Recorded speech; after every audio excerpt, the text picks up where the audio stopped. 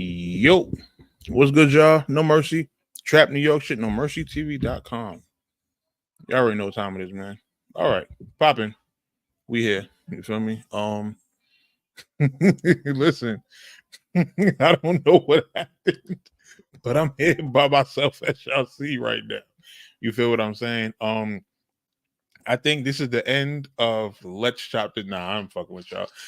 Slide Excel is on some bullshit right now. I know what they're doing. You feel me? We was in the group chat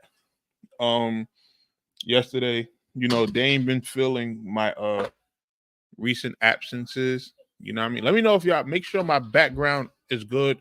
Y'all don't hear no extras in the audio. Let me know because I know my son is watching his Miss Rachel in the background or whatever. I don't want this shit to get flagged enough like that.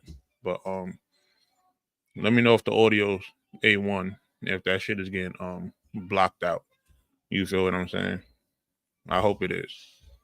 If not, I just gotta adjust it real quick. Feel me? But audio good? Audio good? Why you fired him? Listen, I ain't fired him.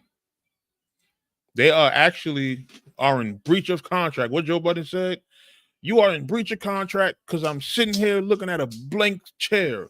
So you're fired. Like shit, last 2 weeks. It really was like 4 weeks. You feel me? I popped up, I think like once or twice. You feel me? Like when we did just different days. But yeah, I kind of had a hectic January. You feel what I'm saying? They know what it was. You know what I mean? So they probably look. It's 3 of y'all in the chat. I got 7 people watching. 2 of them, I'm pretty sure. One is XL, one is Sly. You feel what I'm saying? So y'all know what time it is, man. This the lineup. They sabotaging the show. You feel what I'm saying? So, but I'm back, man. I'm back. It's time to get back to work. You feel what I'm saying? January was crazy. You know what I mean? My birthday the 12th, a funeral the 13th, the 20th wife birthday. Like it was just crazy. You know what I mean? But we back though. We back. You feel me? Supposed to have Mickey Factz pulling up today. You get what I'm saying? I spoke to him last night. Said he was gonna pull up. We were supposed to do this interview. I want to say maybe like 2 or 3 weeks ago. But I forgot what. Yeah, it was one of the weeks I didn't wind up not showing up. So, you know, but he had hit me like, "Yo, we still gotta do this interview, etc., etc." So, you know, I hit him, told him we good to go. So, hopefully, he pull up at some point. You know what I mean? But listen, man, I don't know where these guys are at, so we go talk some shit. You feel what I'm saying? Listen, I'm not gonna be the one getting mad because you know everybody not showing up. We gonna still run this show either way. They gonna pop up at some point, hopefully. You feel what I'm saying? But if I gotta do, you know, regular No Mercy TV style, you know, No Mercy TV live, etc., then we good. You get what I'm saying? I trust me, I know what they did. They purposely want me to be up here looking crazy. So, you know, but we're gonna talk, man. We're gonna talk. There's been a lot going on. Shit, battle rap wise, hip hop wise. You know what I mean? This Nicki Minaj and Meg the Stallion thing, just like at least I thought it came out of nowhere. But hey, big man, relax. At least I thought it came out of nowhere. But man, that record that Meg dropped, the Hiss joint, she was throwing subliminals like a motherfucker. She was dissing Party, she dissing Drake, dissing Nicki. Like she had the Megan's Law ball, which was crazy. That was a super shot at Nicki husband. Like she went bananas on that. You know what I mean? Well, I keep like I don't like the subliminal thing because I don't like having to figure out who you're talking about. Like just go on, you know, hit them up style and you know just say people's names, address them directly. But when you kind of gotta look at blogs and video reactions in order to see who's this and who, it's like, come on. You feel me? But Nicki already working on a response. Like she calling Shorty Bigfoot and all this other. Like it's crazy. It's crazy. You know what I mean? So, rapping wise, I think Nicki gonna get out of here. You know what I mean? I think Nicki's gonna be the victor in this one, just because overall, to me, Nicki is the better rapper. You know, she can go more places entertainment wise. She do the whole switching up of the voices and stuff like that. Like Nicki is just a different person on that mic, and we know she write her own shit. You feel what I'm saying? Now somebody wants to pop in mad late. It's 10:15. This is super breach of contract.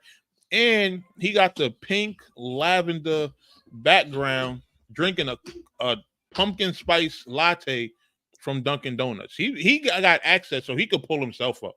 I'm not going to sit here and be babying people. Oh, now everybody want to show up. Hey, what's up? What up, y'all? How you feeling? See? What are we talking about? Nah, what are we talking about? What's the word, guys? How are we let's chop this fable. How we feeling, gang? How we doing, guys? Y'all want to act like y'all wasn't watching already. Nah, I don't know what you're talking about. I thought we were starting at Excel and Slide here. You want to come over here too? I thought we were starting now. I know. Hold on. Hey. Like, come on, man. The show already started. Yeah, well, you're gonna learn today. Stop playing with us. Hey, hold on. Let me see these comments. The show was already here. Like, what are y'all doing? Comments. Nah, but you've been playing around, man. You ain't been showing up at all. You're talking about all this. I mean, it was 15 minutes to a month. Y'all not gonna show up and disrupt. 15 minutes to a month. Right. Y'all gonna not disrespect the show I was already running. So this is what we're gonna do. Bye and bye. Let's get it.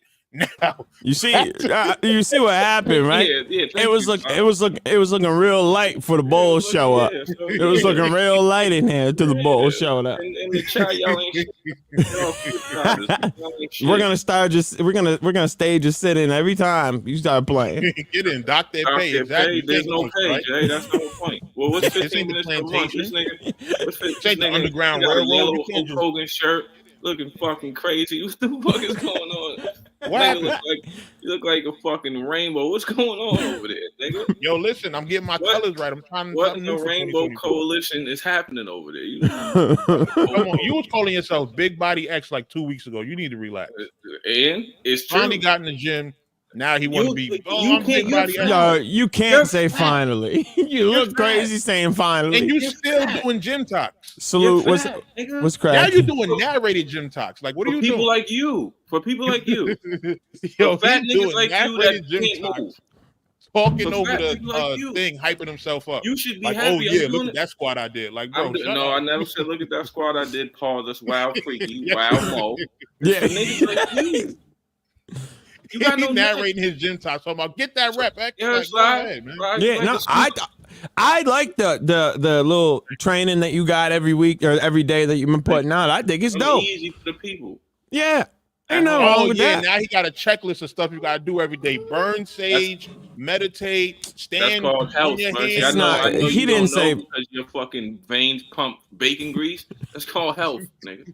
Yo, you got to read 10 pages out of Harry Potter book, and you know how big those books are. It's any book you want. I know you can. We know you can't read. You got 100-some episodes of you being dumb. I'm trying to help you. I'm trying to help you. I'm trying to help you out, man. You I can't seen my bread. nigga listen, I did that whole challenge based. It's for you. I seen my nigga. You don't even have a name no more. I appreciate it. You did a whole challenge for me. Yes, my nigga. Are you gonna do it though? Are you gonna do it? Don't do that shit. I never said that. He did it. I'm saying, are you gonna do it? Are you gonna do it? Don't move, Mercy. How much you paying me? I'll participate. Paid to get healthy? Yeah, this is a brand opportunity for a be on my 600-pound life soon. So hire No Mercy. If that happens, we're off the show. If that happens, I'm crying. You're done. Brand partnership. It's out here. A brand partnership for a nigga. For what? Oscar Mayer, bacon, nigga? Jimmy Dean? Pixie. Jimmy Dean. Jimmy Dean. Get the fuck out of here, nigga. What is up with you, man? So, Mercy, how was your month break? Let's talk about that. Here we go. Buying chains and all type of shit. How was your month off, killer? Huh? I'm not messing with y'all, man. Ball had a month, bro. Cause a couple birthdays. And I just don't like how he played the month, right? Because it started off grim. Oh, I got a funeral. I felt bad, right? But then I'm like, wait, why is the funeral lasting a month? What is going on? It's like a Hindu funeral. What's going on? Oh my God. But then you find out their birthdays are getting mixed in. What do you mean work? You ain't gonna work on a birthday. What are we talking about? Right. Listen. Who needs a week for it was a royal funeral? Listen, I get it. When it comes to streamers, it's the thing to celebrate your birthday or do a birthday live stream. When it's work, I gotta get into that habit. It's called work. Nigga, it's called work. If your birthday was on a Monday, you can't take the next 4 Mondays off. You wouldn't have no job. From my job, I could take time off. We're talking about we're online. We gotta work. Job, blah blah. No, this nigga. What job? The one that lets you buy that on-air radio joint behind his. Damn, the one that lets you buy that $7,000 Dell. That job don't love you. They let you buy that $7,000. Why are you worried about me? Yeah, because I'm looking at your background. It changed. You got the little gong right there. Oh shit! Oh, the gong's new. Yeah, I upgraded. What's up? Yeah, he was doing work. Yeah, that's lit. This nigga came back. I was working. Excel's still on a Boost Mobile with that gold microphone. No. And you have a fake mic. That mic don't even work. Remember that one time you faked and acted like nigga, you got that mic from Walmart. Walmart mic. I got it from B&H. That's New York Walmart. See how this is what New York niggas do. No, New York niggas, it's New York camera Walmart to be specific. Exactly. It's New York fucking. Thank you, Pixie. Look who shows back up. This nigga. Yeah, right. Ain't been working, and you know what? And we've been working fine. Everything's been smooth sailing. I was working fine just now until y'all showed up and ruined. No, it wasn't. No, it wasn't. Like everybody was like, where they at? As soon as we popped up, the numbers shot up. What's that? You don't listen to you talk by yourself. No. They said they're like, oh, must know when y'all showing up. Yeah, duh. We programmed it. The new algorithm, we programmed it while you was gone. You don't know. We did all type of shit while you was and not even that. We were giving them extra show. We were giving them, if we didn't do it in the morning, we were doing it in the afternoon. Then we gave them an extra show. We were working.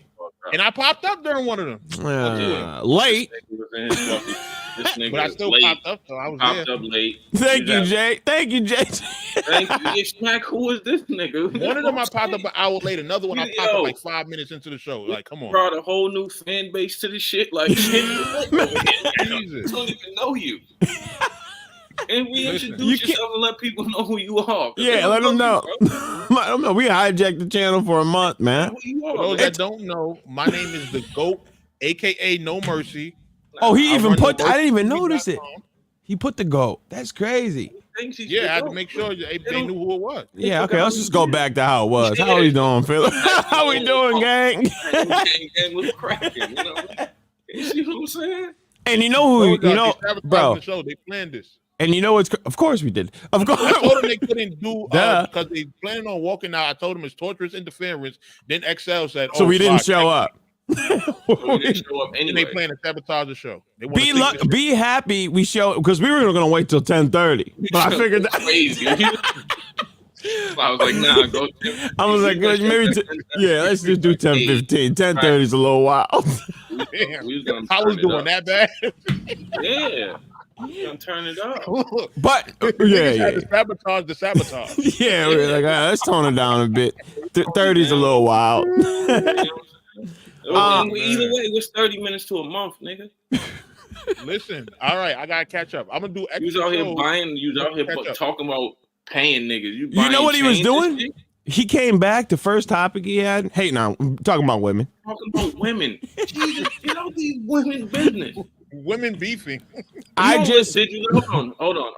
Okay, let's do it. Did you listen to the raps?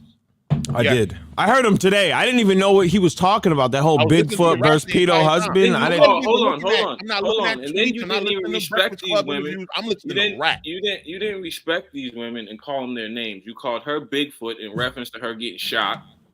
And then you called Nicki the chick with the pedophile husband. Yo, rapist husband. Excuse me. He's not a pedophile. You better be. Yo, you lucky your platform is only battle rap. Niggas be wanting to see you about some of this shit you talking, man. Listen, that's the truth. You can't call a girl who got shot in the foot Bigfoot. You can't do that. That is crazy. That's crazy. I said that because that's what Nikki said. Nikki can do that because they're beefing with each other. You don't know. You ain't got no smoke. Calling her Bigfoot. I do that when it was trending. That's why. So I used Bigfoot. Get into the algorithm. You could have said who you got, Meg or Nikki. No, Bigfoot or pedo husband.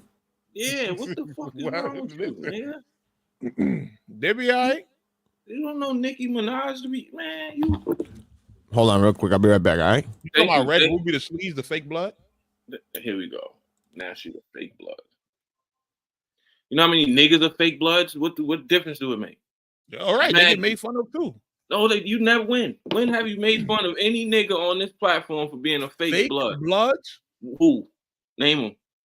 CJ. Name him. Who the hell is CJ? Here we go. See? Who's that? Who's CJ? You don't know who CJ is? No. He had a song called Whoopty. You're making fun of niggas that nobody knows or gives a fuck about. No. We're not doing that. We're not doing that. Everybody knows who CJ is. It's just who is CJ? Fake blood. Who's CJ? He had the Whoopty was a huge record. In New York, in fucking Brooklyn. Nobody outside New York gives a fuck about he's from Staten Island, actually. No, then nobody definitely gives a fuck about that shit. If it ain't Wu-Tang, niggas ain't listening to niggas from Staten Island. Are you crazy? No comment. If it ain't Wu-Tang, I Battle, niggas ain't listening to Staten Island rappers. What are you talking about? ARP from Staten Island. And you see where he moved to get his shit clicking, Atlanta. This New York regional shit, yo, that was a big record in New York. Nobody else knows the fuck that song is. But again, anybody in this blood. Anybody in this chat. I have a whole blog going at Hell Rel. And he's a blood. A real one. Nobody gives a shit about Hell Rel. Here we go. Moving the goalpost. You asked me who's a fake blood, blah, blah, blah, and then you move the goalpost. Nobody knows him. I'm not caring about who knows who. I'm talking about who's a fake blood. Okay, so you're talking about dissing somebody nobody knows, calling him a fake blood, and dissing Nicki Minaj, somebody everybody knows. What the fuck are you talking about, man? So who else is a fake blood? That's supposed to be dissing. A bunch of niggas. All of the niggas who became blood after 2009. Like you just said, name them. Name them. Tekashi. I can name a bunch of niggas. You know how many blogs I got going at the Lil Wayne. Oh, Rich Banks, you got jokes. You have letters, and you have fake. Spell your name like a man. Yo, they going crazy. First of all, you spelling my name wrong, so I don't even know who that is. And then spell your name like a man. From GTA. You're not 14, nigga. You understand what I'm saying? Then you came on here. Hold on, Rich. Hold on. Let me talk to Rich real quick. Then you came on here judging my looks, which is wild gay. What happened? Rich Banks. Your girl, and you probably don't have no money. Oh my God, damn. Any nigga that names himself Rich Banks be broke. Fuck out of here. What happened? Who's Rich? Oh, I see him in the chat. He came in with the little fake business suit. This nigga took a what's that standard pic from the internet and made it his thumbnail. Stop talking to me. That ain't you. Anyway, I'll never get the grasshopper. That made it worse. Pause. Ew. So you know how you see grasshoppers and be like, he's cute. Just stop. You made it work for yourself. You're dead. It's over. 3-0 XL. Really? Who's that? Snake Eyes? Snake. Reptile. Yo, somebody called Snake Eyes Reptile Retina, and I was crying. You hear me? Reptile Retina. It's crazy. But back to you, man. You calling people fake. First of all, Red, what's cracking? What does being a fake blood, what does it matter to you? That's what I want to know. Since I forgot you gang banging you in the streets like that. What you mean, what does it matter to me? What does it matter, nigga? They're not repping your flag. Who gives a fuck if they faking? So what? It's still fake. We can't call people out for being non-authentic or being fake. Fake something? He said non-authentic. So when we not doing that? What does it matter to you? Oh, it matters a lot. Why? I just want to know. Because you basically. But you know people can pay for their fucking blood shit. You know people can pay for that, right? So you call Nicki Minaj a fake blood, and there's niggas that'll probably do something on her behalf. I don't think she's a fake blood, though. I think she is. I don't think so. She's an active blood. I don't know, but I'm. But I think she was saying blood. Her husband is. I get that, but it's still like no. But it's not that. She was just like Cardi and them. They were around the same bloods in Queens, bro. They was around. Cardi's not from Queens. Cardi's from the Bronx. Cardi is actually I mean, okay, I apologize. I mean the same. We're around bloods, just like Cardi. I should have said. Let me correct it. And dog, you know how many girls in the world claim gangs from niggas that they fucking? Mad shorties. That's I don't think.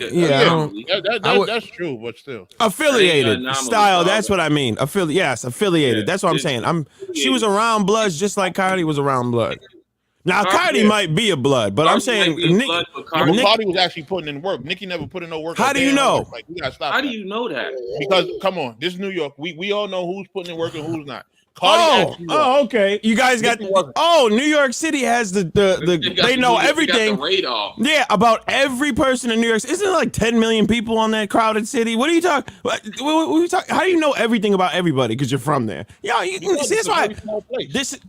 8 million. There's nowhere with 10 million people or how many millions of people. It's call it a small place. What are you talking about? Are you dumb? It's people living on top of each other. You forget that. But that doesn't make it a small. Hold on. You're telling me motherfuckers in Queens, somebody in Harlem, that's damn near the opposite side, is gonna know somebody from Queens putting in work in Queens. Now, putting in work don't mean you gotta be the kingpin or the boss. Nicki could have cut some bitches. She could have cut some bitches. She could have did some shit. She could have whipped some ass on her behalf. But we know Nicki don't come from that. There's never been anything that says, she's from Baisley. She's from Baisley. She's from Baisley. So? What do you mean? I had family that lived out there. What are you talking about? So that means you know everything about it. No, New York is different, bro. That's not. That's like a nigga saying, "Yo." That's like a nigga saying, "Excel." She started claiming blood 2 years ago. She almost 40. What are you talking about? That's like a nigga saying, "I didn't put no work in." Right. But then there's a group of niggas that know I put work in. Be running around. Oh, T-Rex just started claiming Crip. Like that's different because he did. We watched him. Yeah, but he's been around Crips his whole life. His hood is Crip. What are you talking about? We watched him do, and I never said he just started. My man, who's Crip, is part of. Get him out of here now. Mercy's a Crip. Oh God, what is going on? Mercy's Crip. He leaves for a month, comes back Crip. Shit like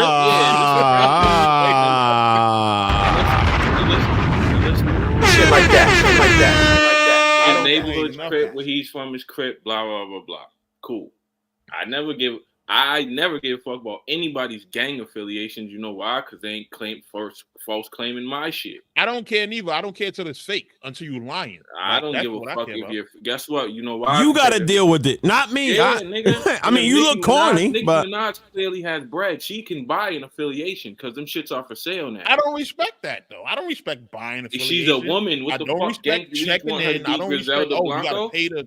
What? You can't judge her as the same. We ain't in the streets. We not judging women by the same metric as men. She ain't fucking Griselda Blanco. Yes, she gonna buy her affiliation. She's a woman. She need protection. She gonna pay niggas to protect her. She got a husband. That should be protection. He's one man. You just can't go to a playground. But he's one guy. I mean, excuse me. He's one guy. Anyway, even if he could go everywhere she went, he's one dude. So, and then if he's tapped in, they go, "Yo, your wife is good." So she can rep what he reps because that's what being married is. Because once you marry somebody, y'all become one. Yeah, that's cool. But don't on the forefront all of a sudden you red Ruby the sleeves like that. That to me is crazy. That's just me. Maybe I'm just different. But you know what the forefront of being in a gang is? Putting in work and shooting people, nigga. That's a dope forefront, man. Not getting on a rap song and saying I'm about when you mainstream and you got all these women and girls following after you, and then this is the message you putting out. You red Ruby to sleep. Now you care about the message? Here we go. Now you're righteous, man. Get the moving the goalposts once again. Nigga was gone for a month and took a shahada. Get the fuck. Now you give a fuck about the message people are putting out. Yeah, right. Once again, moving the goalposts. Kenny Lewis, kick Mercy off the show. Yo, did you hear what he just said? You know what he just said? Yeah, I don't know what's up with Doc. Now you have all these girls following you, and you put out this. I'm just saying. You've been hating on women for 2 years straight, man. 13 years now. And now all of a sudden. Now you have all these girls following you, and you can't say you're a gay. Dog, please. Mind you, they've been twerking, talking sex, saying all this, making songs called WAP, but you got kids following you because of the gangs. Somebody who was curled up in the corner when it was static with a real blood female is now Red Ruby the sleeves. Come on, I don't respect. So you believe all right? So check it. You believe Lil Kim's a gangster? Do you believe Lil Kim's a gangster? Do you believe Lil Kim is a gangster and was doing all the gangster shit she rapped about? I believe she did gangster shit. Yes. Do you believe she did all the gangster shit? Everything, she rapped about? No. But she wasn't calling herself. She was a 15-year-old little. She was a 15-year-old little girl, nigga, when she started rapping. So there's no way she was a fucking gangster. She was too young, right? Nah, Lil Kim rapping a certain way that lets you know she did some of the shit she rap about. I'm not saying she was sexual shit and playing niggas, but fucking waving hammers and doing all gangster shit. No. Do you believe Foxy Brown is a gangster? No. They were little girls. And Biggie was writing most of Lil Kim's shit. So who's that gangster? I'm talking about the flagging thing. The gangster. The thing everybody wants to be nowadays. Lil Kim had a gang of niggas that wasn't blood. She just called them Junior Mafia, and she was repping too. But she ain't involved. She ain't tapped in. Yeah, but they was actually putting in work though, some of them. She was repping like she was one of them, and she's not. What do you mean, on Cameron? I strongly believe Lil Kim put in work before. I don't, because she's a little nigga. When you're famous, it's just like when Lil Wayne raps about him putting in work. How? You was famous since you was 12. When the fuck you had time to shoot? Only one he shot was himself. That's the only time he shot was yourself. You know that. Little Kim gets her clout because she didn't rap. Metal Gear, Revolver Ocelot, and then bang, whole lot. Little Kim gets her clout because she didn't rap. That's what she gets her clout for. She held it down. But as far as putting in work, she had niggas around her that put in work. She ain't put no fucking work in, because she's Little Kim. People will know you. You run around here putting in work with a fake nose and BBL looking crazy. I'm not saying she's running around like. Get out of here. What are you talking about, man? Lil Kim's still a GOAT, so we're not gonna even compare the two. What are you talking about, bro? We're not gonna compare. Remy Ma put in work. See what happened when he put in work? She shot somebody, and because she's famous, somebody said Remy Ma shot me, and she went to fucking jail. That's what happens when famous people put in work. Yes, that's she put in work. Yes, salute to Remy Ma. She put in her work. Do you see the result? She ain't telling nobody. Salute to her because she's famous. So Nicki Minaj being on the forefront of a gang would mean that she would be outside. Again, I'm only talking about one thing. I think Nicki Minaj is an amazing rapper. I just don't like the false claiming. That's all. It's corny, and a lot of people do it. Hey, he came back from a month. He went to Cali and tapped in. Yeah, he made it again. He went and made it again. What are you talking about, man? I went to Montreal and started my own. And really, if you look at it right now, like I listened to that song this morning because like I said, I didn't even know what you were talking about. I didn't know what Bigfoot and pedo husband. I'm like, oh God. I just added XL because the title looked crazy. I didn't even know what it was about. I had no clue. So I heard that song today. I don't think it's that good. I mean, it's kind of like, it's too fast for me. I don't really like that. But it's whatever. Megan? Yeah, it was. Yeah, like Doggy Diamond said, they making dance distance. Yeah. Sounds like she's reading off the paper. Right, and it's just it's not for me, but it's whatever. But to see Nicki Minaj crash out on cocaine, because that girl's looking strung out. Something's up with her. To see her crash out. Rap. Yeah, that's exactly. Let's hear the rap, because you can rap. We heard you against what's her name, Lil Kim. You did good. That Raggedy. Instagram Live in the studio. She put a song together. Yeah, she's putting it together. I want to hear the song. Yeah, you see what? I want to hear the song. You said she's putting it. She did. She put it together. Okay, but where's the song if she put it together? Yeah, I want to hear the song. The engineer got to mix the song. They got to put it on. Okay, but I want to hear the song. That's why we said we want to hear the finished finished product. This ain't the mixtape days. Steve, we just drop a. You want to hear it. I don't care about the cocaine rants. I know he's this nigga was gone for a month with like the bacon, egg, and cheese. Fucked his mind up, nigga. He's eating that poutine and cheese. Yes, 87. Yes. She's unhinged. She's crazy. She's on so many drugs. She's unhinged, but I like my artist. Her face is all sunken in now. This is not good. She is not looking healthy at all. I like my artist a little bit on drugs. She getting old. That's all. No. That's drugs. That's not getting drugs. old. It's not age. She's aging exponentially. Like Jay-Z is a rapper who's getting old. You see how he's getting old? He just be chilling. He don't bother nobody. He stay in his own lane, chilling out. She's looking insane. So many drugs. So many. And she admitted it on her last project that she did. Mad. Drug. Yeah. Right. Her and Meek was doing something. Perks. Addy. Why did he just get dumped on like that? I know he did, but he was because I mean he was fine, right? Then he hooked up with Nicki Minaj. Then he started spazzing out on the Zans, going crazy on Twitter, and then he had to leave. Leave me alone. I get why she's got to do it among drugs. I mean, her husband's a freak, but I get it. She's trying to numb the pain of that. I get but why she got to do drugs. I mean, she probably has. She not. It's gonna sound crazy to say, but being famous at that level is difficult to deal with.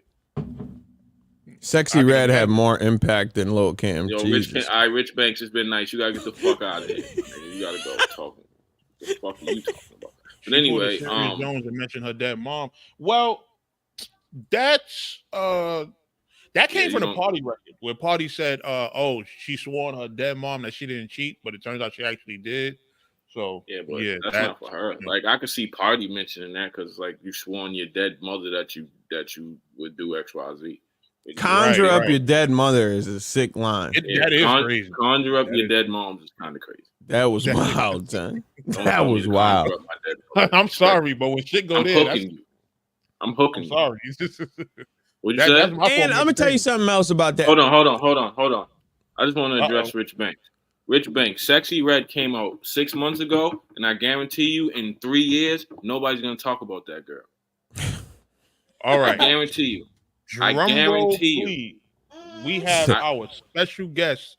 She's gonna have to keep putting out sex tapes to get recognized. We got one of the greatest lyricists in the world.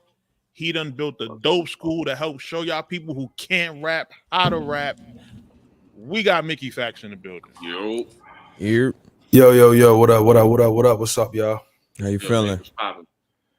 Apologies for my lateness. I went to bed at 5. Oh, no, you good, Mickey. You good. You feel me? Appreciate you pulling up. You know what I mean? Sorry for my glasses, too. I literally just woke up, so I apologize. What up, though? Bro? What's good, bro? How y'all doing, man? It's good to see y'all. Kanye sunglasses and Advil. Yeah, that's literally what I just popped. I literally just popped. I know what it is going on. What's good? Talk to us. What's up? Sitting here talking hip hop. Before we get everything started, what you think about this Meg and Nicki thing that's going on, Mickey? What do you think? Nicki need to rap, man. Right. See? She just need to rap, bro. Like, you know, I saw somebody in a Facebook group say that she tweeted something like, Megan's Law, you can get a free beat, and hit Megan Raw. She should have said that in a beat. Mm-hmm. Yeah, that would have been fire on the record. That'd have been retarded. Yeah. Her tweeting it, it's like... Take the sting away. Yeah, because if she says it now, it's not the same. It's not the same. I mean, obviously, she's affected by it. Kind of reminds me of the situation I had 3 years ago. It's a lot of tweeting. I knew he was gonna mention that. A lot of tweeting, it's a lot of talking. Yo, just what's the situation? With Royce. Oh, with Royce. I forgot about that. Yeah. The first time I heard somebody say, you hurt my feelings after they heard of this record. Yeah. I forgot about that. I'm sorry. Royce, he was bugging doing that. Come on, man. I mean, it's kind of the same thing. I mean, it's like, we just want to hear you rhyme. We really don't want to see you tweet and talk crazy. Yeah. All you gotta do is just rap, and then everything will be okay. Fall where they think. And I got a lot of respect for Nicki as a lyricist, just because like I get the feel that she writes all her own stuff. Like she's actually, I feel like a student of hip hop. So it's like she should be well versed in it. She's had enough rap beats. She's win at Remy, win at Kim. So it's like, come on, what are you doing? Mm-hmm. Yeah. No, I feel it. I mean, again, I just want to hear the song. I heard the Megan record yesterday, and it was, It was a lot of subliminals. It's just like, yo, I don't know why people just don't say people's names. Just right, especially in a diss. You want to save it for a song. Don't in a diss track. You got to say the name. Don't do the subliminal track. I don't like that. I don't respect that. Just say their names. Be like that's how I be feeling. I feel like because after I heard it, I was like, okay, who is she talking about? I didn't know who she was talking about. I had to go listen to the lyrics and try to put the lyrics together. The In My Feelings. I'm like, okay, that could be Drake. I don't know what she's saying. Right. I don't know. Yeah. So, I mean, aside from that, I enjoyed it. I thought it was cool. I would never kind of listen to it again. I might do a breakdown on it because it's hot right now. But aside from that, like, right, it's not something you go back to. It's not something that I just would vibe to. It's not my style of music. I respect it, but you know, shout out to Megan. I just hope Nicki responds. She gotta respond because I hope she don't try to pull what she did with Remy. She didn't respond to Remy. She did respond to Remy, but she was like, "We make hit records. That's diss records," and it was like, yeah, it wasn't good. It wasn't good. So let's see. That's my thoughts on her. Talk about this Pendulum Inc. I want to hear about it. What you want to know, man? I want to know what's going on with it. I want to know how it started. I want to know from the beginning. I want to know it all. How is it that Mickey was able to create and get a school fully functioning and organizing, and Dr. Umar, like after all these years, you feel what I'm saying? Like that's the comparison I have to make because it's like, yo, Mickey just said, yo, I want to teach everybody the game, want to teach everybody how to really do this, et cetera, and he just got it done. He didn't sit around waiting, and he just did it. Like, yeah.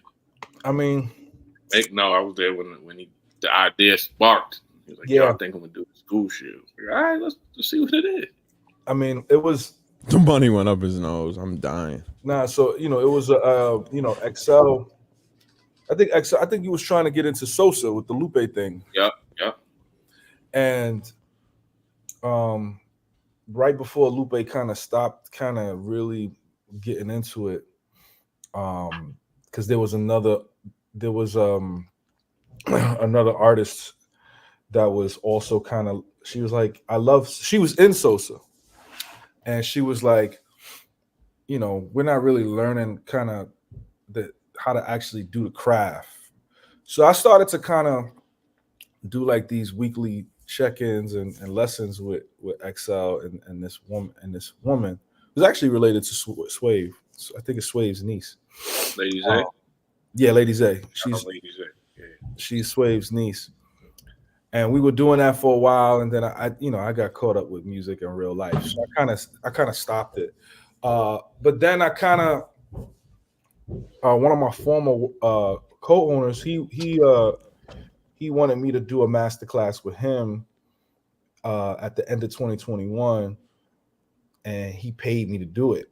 And when he paid me to do it, I was like, I just got paid to do this via Zoom. Mm-hmm. And I was like, I could scale this. So I called Chilla like right after. And he was like, I bet. I called my man Jeff Walker, who's a mental health therapist. And he was like, bet. And then we fleshed it out 2 months later, and we launched it literally. Like it was an idea of mine after doing that class with him, and then we was ready to go in 2 months. That's what's up. Wow. That's what's up.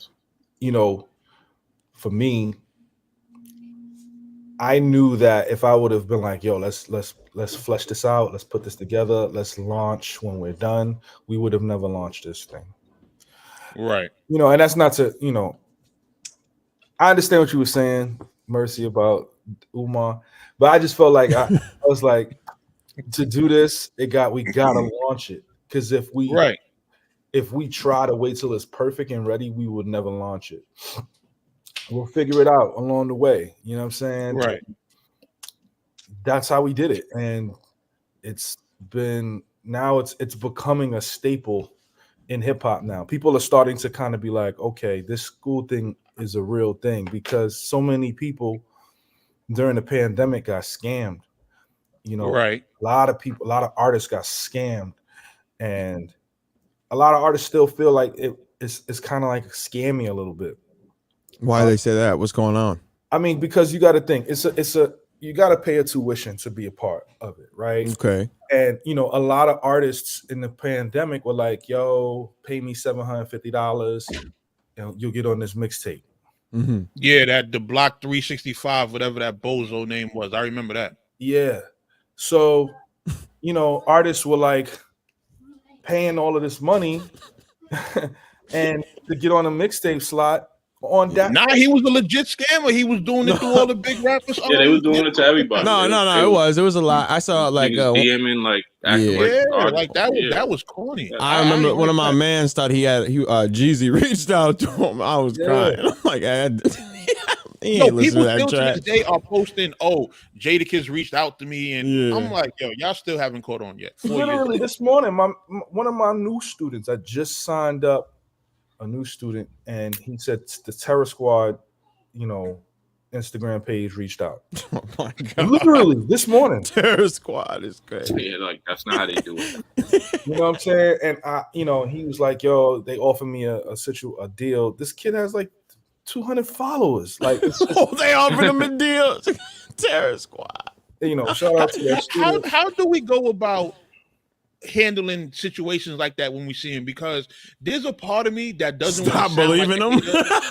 No, I've actually gotten to full-blown arguments with people on their posts, like, "Oh, you just hating, that's really him," and blah blah blah. And it's like, you just gotta tell them, listen, you're not that good. They ain't gonna reach out to you over Facebook Messenger, bro. I'm telling them you've been scammed. Yeah, I know.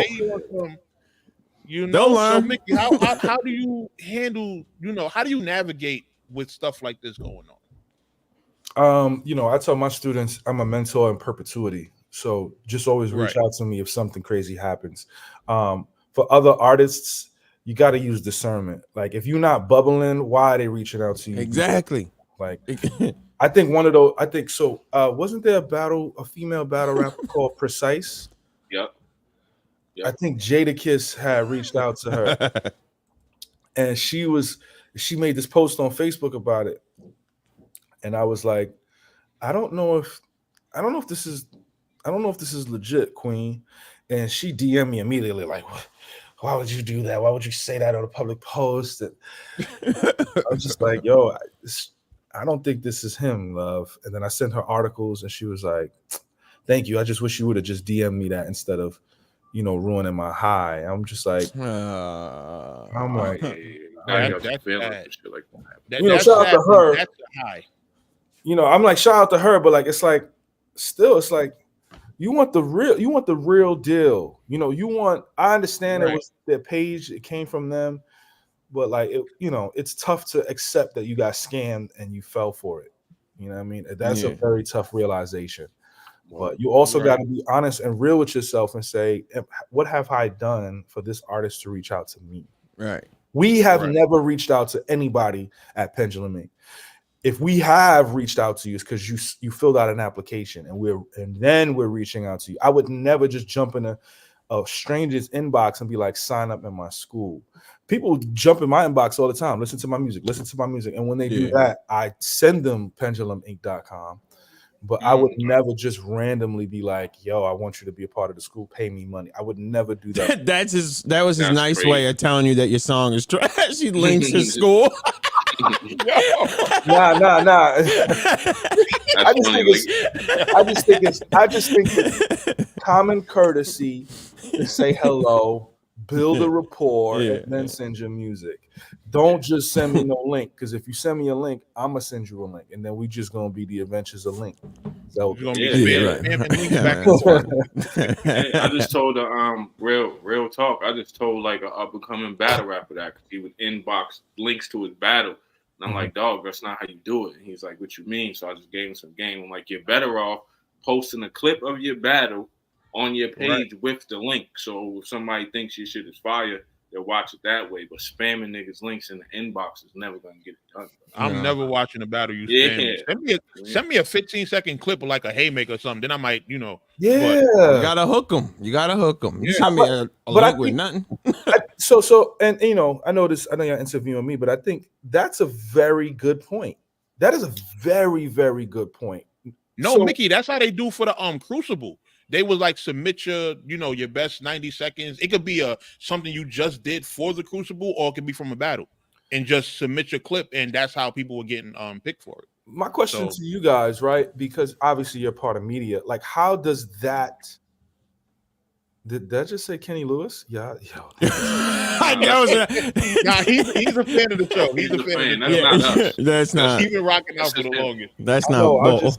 I know. No, it's Kenny Lewis. Anyway, I think I love how Mickey is like, he's a product, so to speak, of the industry, but he's still so tapped in the battle rap. Of course, like, that was a big story. That was a big blunder. Yeah, Anyway, so I think that's a genius idea. I think that everybody in media should just kind of say that. Like, there should be like a collective. There's always this conversation of why do we let people into the culture, right? But there's never like this collective where media, y'all should be in a group chat and y'all should really just band together and say certain things at the same time. And I think that's a genius idea to say, right, hey, new battlers, stop sending us links. Send us the best. Send us like 20 seconds or 30 seconds of what you can do. And then if we like it, we will watch. I think that is genius. That is like the best idea I've heard for something like that. I really think that's genius. I would actually watch, because I like bringing like new talent to the forefront. So I would actually, even try to book somebody if you just send me a quick clip and I see what you could do. I'm like, okay, bring them to the trap. Like, and it's more catching to the eye, right? Like, you scrolling down your timeline, you're more prone to click a quick video than just if the link is sitting there. You're not gonna, especially if it's from somebody you don't know. You're not gonna click. Be the MC. Shout out to him. It's been doing that for the longest. That's how his clip, that his little angle he did, went like viral. It's from doing that. He would just post a clip. He's on RBE and shit, man. Yep. It worked for him. Yeah, no, I think it's genius, because now it's not just you letting us hear it in the DM. You're letting your entire timeline hear it, and you never know who might retweet it. I think that is absolutely genius. Right. I'm using that now. Thank you. That's what's up. So how do you sign up for the school? Where do you go? Is on your page the link, or how do you?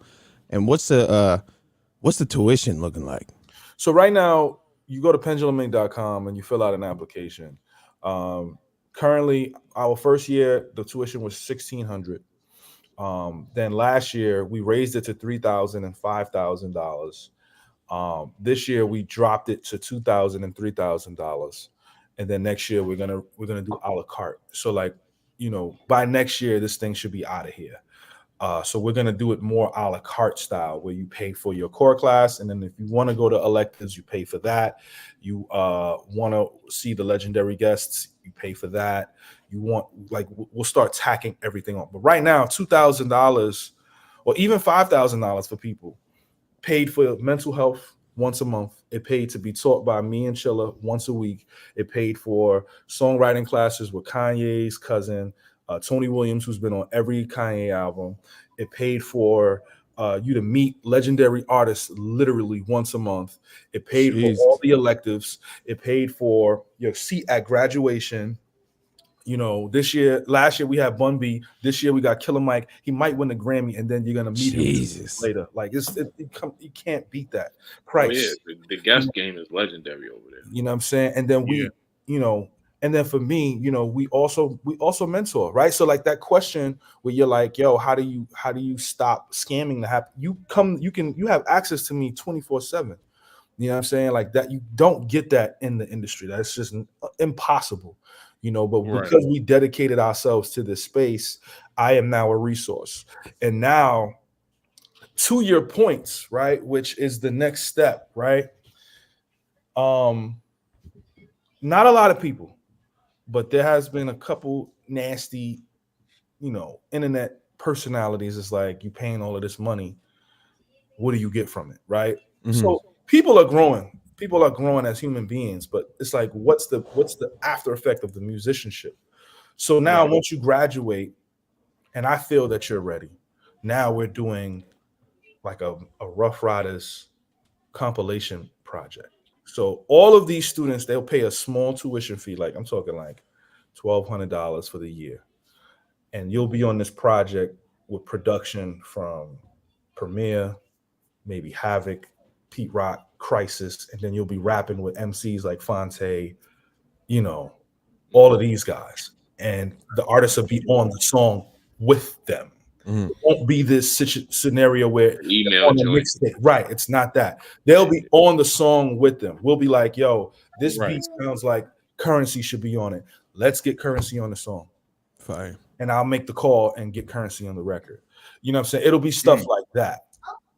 You know what I mean? Do you do a month thing or you have to pay it all up front? No, we have monthly. We have okay. All right, cool. You can pay us via the month, or you could go to Affirm. Affirm saw our business. Oh, you got Affirm? I was about to ask if you could do Klarna or, you know what I mean? Yeah, so we have Affirm. Yeah, it's lit. We have Afterpay and PayPal now. Yeah, and then you got and I can attest to Mickey being a mentor, because anytime I've ever hit him up with any type of question, he hit me right back with. And if it ain't, it's always the same day. You know what I mean? It might not be right then, but he'll hit me. Yo, I just seen this. Yo, X, do this. Dude, make X, you been a speaker yet? Yeah. I spoke there a couple times. I spoke there. So Mickey, run down the list. They tapped me in on class. I did everything. Yeah. Run down the list of like some of the more famous speakers y'all have had over at Pendulum Inc. Oh, obviously Excel. We're gonna start with Excel because he's here. We have Inspector Deck, Fonte, Master Ace, Corey Guns, Sky Zoo, Cyrock, Shea Noir, Lady London, 40 Bars, Rascast, Method Man, Twister, MC, Daylight, Ransom, Anoid, Oswin Benjamin, Blue, Absol, King Los. We had Jazz the Rapper. We had Rod Digger, Shauna, Bahamadia, Bun B, Big Daddy Kane, Pete Rock, Run DMC, Lord Finesse. Good God. Yeah. You're only missing the goats. We just had Locksmith. We also had Pharaoh Monch. Next month we got Benny the Butcher. This year we got Cassidy, Jadakiss, Styles, Buffalo, T.I., The Game. Who else? Rhapsody, 3D Nazi, Lady Luck, Joe Button, Little Kim, Jizza. Like my Rolodex is outlandish. So like, I pick up the phone and it's good to go. And you know what? I compare it to when you was doing music and you used to post like, "Yo, I just worked with so and so," and now you carrying that over to like I made that connection and I like that. I think that's dope as hell. Yeah, so that's everybody, and the artists come, and then my students get to ask them questions. Some of them have worked with them, so I put it all together. So it's ridiculous, bro. It's ridiculous. Twister came through and taught them how to rhyme fast. Like it's that's what's up. You seen Twister rapping to the guns? You didn't have Tech 9 yet? It's crazy. No. So I'm building this up. Like I got Tech 9 number, but I'm building this up to get to that space where it's like. And the only reason I ask is because I know when it comes to like the indie scene, he's like apex. Like, yeah. I mean, I'm building up to. I know his game got to be invaluable. I'm building up to these names because obviously we want Jay to pull up one day. We want Eminem to pull up one day. We want Nas to pull up one day. But it's a slow, gradual build. You know what I'm saying? Right. And I'm building it up until we be like, yo, Mickey really had Nas on. You know what I mean? And so we're getting to that stage. You know what I'm saying? So there's a lot of artists. There's tons and tons of artists. So I'm getting to everybody slowly but surely. Got you. Okay, so let me ask you, with the artists that y'all have had at the school, let's say it's an artist that was already doing music, they pay the tuition, and then they enter the school. Have you started to see like improvements in terms of their overall product, like maybe their music, visuals, or anything like that? Yeah, I mean, everybody has gotten better as an artist. I mean, the thing about it is, it's like the gym. Like we call it an academy, But I met with this investor, and he really said, he was like, this kind of reminds me of Peloton, if I'm being honest. He's like, it's more of like a workout session than it is a school, because you're putting the artists in a class and then they have homework, which is, writing. So they're reinforcing what they do on this Saturday or Sunday, and then during the week they have to work on that craft to deliver the homework the following week. And if you reinforce them to do that, it's literally strengthening your mind, strengthening your pen, strengthening your flow and delivery to get better. We've had MCs who don't know how to rhyme on beat, and now they're rhyming on beat, right? Are they good or great? No, not yet, because we have a 4-year program for artists like that. In my mind, it would take somebody 4 years to get super nice. If you're working on your craft every single day and you're in the class. But somebody that's signed up that's already good, we turn them great. If somebody's decent, we turn them better. If somebody's nice, we make them nicer. There you go, Mercy. I think you should sign up. We heard your Unleash the Monster was not good. Y'all better stop. I think you might need it. I can attest to that, because even when we was doing what we was doing early, like just being able to be like, all right, this is whatever we was gonna do. Like, this is, give me a metaphor with this, that, and the third, or give me this writing technique, and then you do it, and then the next week you check back in like, yo, I want to hear what you got. It makes, then you add that to your game. Now you can, you know what I'm saying, you can do whatever. Like, it definitely works. So yeah, and I've sat in on mad classes where they'd be breaking shit down, and you just add it to your game. So yeah. I mean, I sat in a couple classes. Rockness Monster sat in on a couple classes. Shauna has sat in on a couple classes. Farrell March was a student for a little while. Hannibal Burris is a student. Like, he pays every month. That's crazy. Wow. Yeah. Did Ben Shapiro join the Pendulum Inc? I heard his latest effort.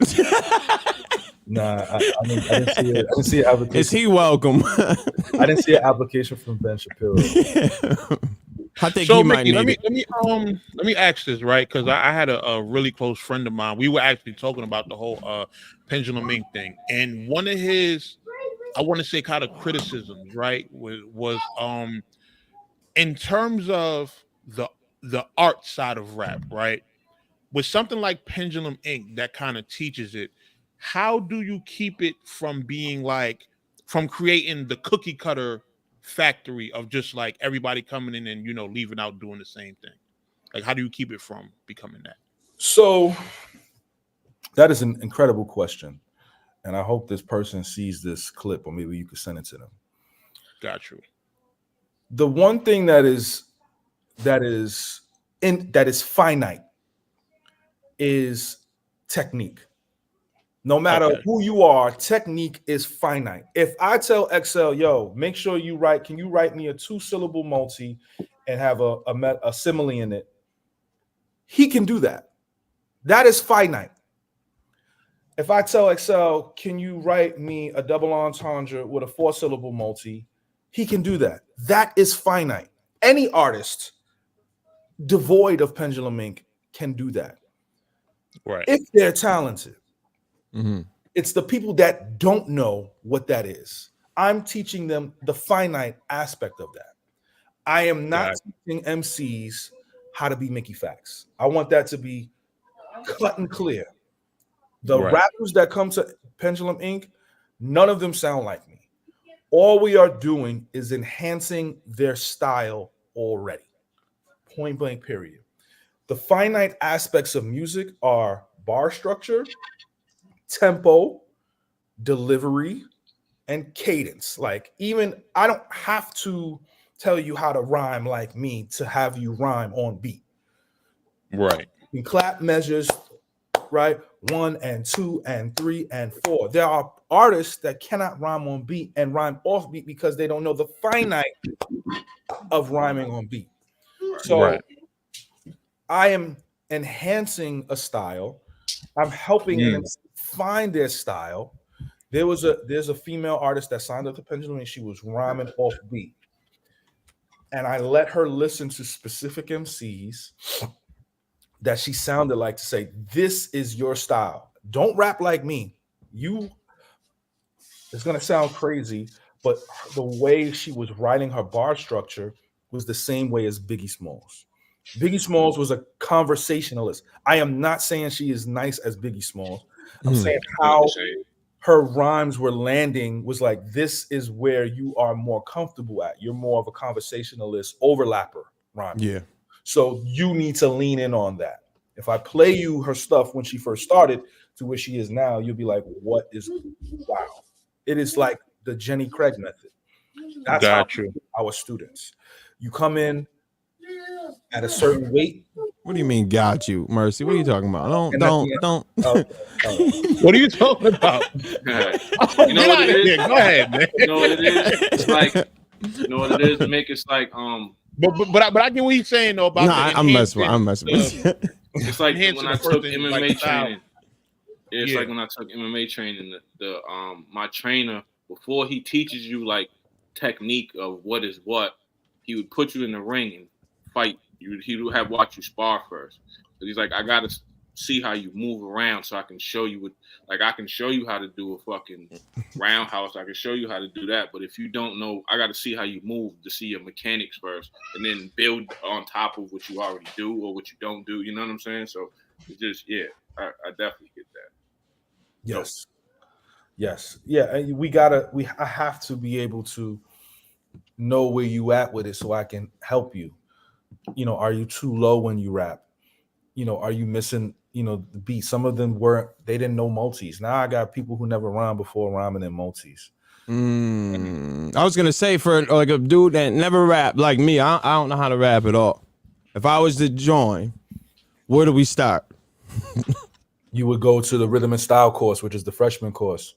And, it would be an 8-month program. You would be in the school for 8 months.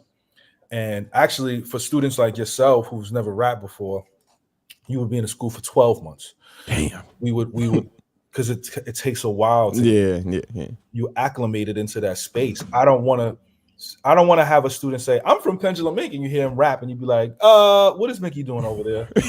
You know what I'm saying? Yeah. That's a fear of mine. But right. If they say, listen, I joined last year, I'm a new rapper, I'm in the freshman class, and this is what I sounded like before, this is what I sound like now, that changes the dynamic in the conversation. And I've seen a lot of people say, let them figure it out on their own. Hip hop is a self-taught space. And it's like that ignorance is why hip hop is where it is. This should be everywhere. But now that we kind of have a science behind it, you should be taught the proper way and utilize what we have to take you to that space. How can you say it's a self-taught if everyone says they got their inspiration from someone else? I started rapping after I heard this. I started rapping after I heard that. Why? That's not self-taught then. I know what you mean. That's literally people that saying that are ignorant to say that because that's not true. The people have gotten inspiration. I can take even myself, like me as a rapper. Like I knew I was nice, but it wasn't really till I started working with Mick that I didn't know. That I knew, like, okay, this is an entendre, this is a da da da da, this is a that, this is this type of rhyming and that type of rhyming. I just knew, like, oh, throw me in the water, I could swim type shit. You know what I'm saying? Like I could do it. But I didn't have a handle on exactly what I was doing. Now I can say in my mind, okay, I want this 4 bars, I'm gonna do some root rhyming. This 4 bars, I'm gonna do this. And you know what I'm saying? Like I'm gonna do this type of multi or whatever. Like so some people don't want to like they don't know what they're doing. Even niggas that's nice, they just know they're nice. Like it's right. That's a very good and fair point because that's what the students say. You know what I'm saying? Right. Do y'all teach the business side of music as well, like with contracts and things of that nature? Yes. So I teach the business class. Okay. And I've had my attorney come in, and we went over my contract when I was signed to Jive Records. Right. We had independent because I remember you being one of the earliest to have, like, you had the what was it, Honda? Yeah, the Honda commercial. Yep. Right. You had, stuff like that. So I've seen you move outside of rap in terms of like just getting those endorsements and things of that nature. So, I would think that you probably implemented something to where, people know not to, like, how to read paperwork, how to not get jerked out of deals. And, yeah. So we have a class, we have the Mickey Money class. We teach you the business of music. We teach you how to make money outside of music. We teach you the music supervisor space, the licensing space, the contract space, the merchandise space, the touring space. We've had students do merchandise, stores sell out their merch. We've had students open up for Ghostface, Rakim, Raekwon, because we taught them the game. Once you know the game, it's up to you to apply these things to what we teach. Last week we had a free class with Wayno from QC. You know what I'm saying? And he sat and listened to everybody's question. Like, you're not gonna get that anywhere else, B. Nah, for sure. Yeah, Wayno came a long way. Like, I remember when he was just on Twitter, he was just on Twitter tweeting opinions and stuff like that. And now, he's working for QC now. So I know he had a crazy, his information is probably invaluable as well. Oh yeah, super invaluable. And we do stuff like that. Like, I don't want people to think that this is really like we just taking this money and having a grand old time. Nah, we take the money and we reinvest it back into the company. We have a textbook, we have an app, we have 200 self-guided modules online where you could watch the classes if you can't afford the tuition. All of the money that we've gotten, we've putting back into the company. We got merch. I got rugbies, I got varsities, I got hoodies, I got hats, I got everything that you could think of that a school has. We have it, literally, no exaggeration. Y'all got a sports team? All right, chill. That's a good question. Bring back the Rap Olympics or something like that. Like, you know what I mean? Nah. But that's a good question. They said, what if Harvard wants to buy out the school out there? Would you sell it or just partner? If I sell something like this, it would have to be, and shout out to him for asking this question. If I sell it, it would have to be somewhere around the $500 million mark. And I would still be dean. I would still be on the board. You know what I'm saying? Making sure the decisions are still made, because I don't want our business to be whitewashed. You know what I'm saying? Right. But if they reach out, you know what I'm saying, we would partner with them. We've partnered with different schools already. You know what I'm saying? So we've partnered with Loyola in New Orleans. We've partnered with man, I'm drawing a blank. I was the midterm administrator at Clark Atlanta, because I'm in Atlanta right now. The city center of New York City bought 50 books and they're teaching out of that. So like, we've partnered with multiple schools, and we're trying to get our students to teach in these schools. You know what I'm saying? We're trying to get people employed. So if Harvard did reach out, we would partner with Harvard right now, and then we would put somebody from Boston in Harvard. Like, we would probably put Chilla to teach there. If Chilla can't do it, then we will have one of our students do it. If they can't do it, then we would reach out to Excel. Like, that's how we're trying to move. We're trying to get people acclimated into the hip hop education system, because they're not teaching this. They teach opera, they teach jazz, they teach band and pop music and folk music. They don't teach hip hop, how to write. So that's what we're trying to acclimate. Got you. So let me ask you, what constitutes, like, how does someone graduate? Like, what's the requirements? What do you have to do during your semesters or courses there to constitute, like, for graduation? You know how in regular school it's like, oh, you got to get at least a 65 in every class to pass, and that kind of shit. Like, how was it over at Pendulum Inc? So, it's a competitive space. So students are trying to be the best with their fellow classmates. So when you're trying to be great, we grade you. You get grades for homework. You got to submit a verses on beat or a cappella. We have midterms and we have finals.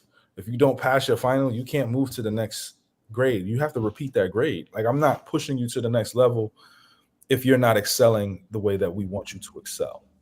no pun intended, right? And then you graduate to the next level, right?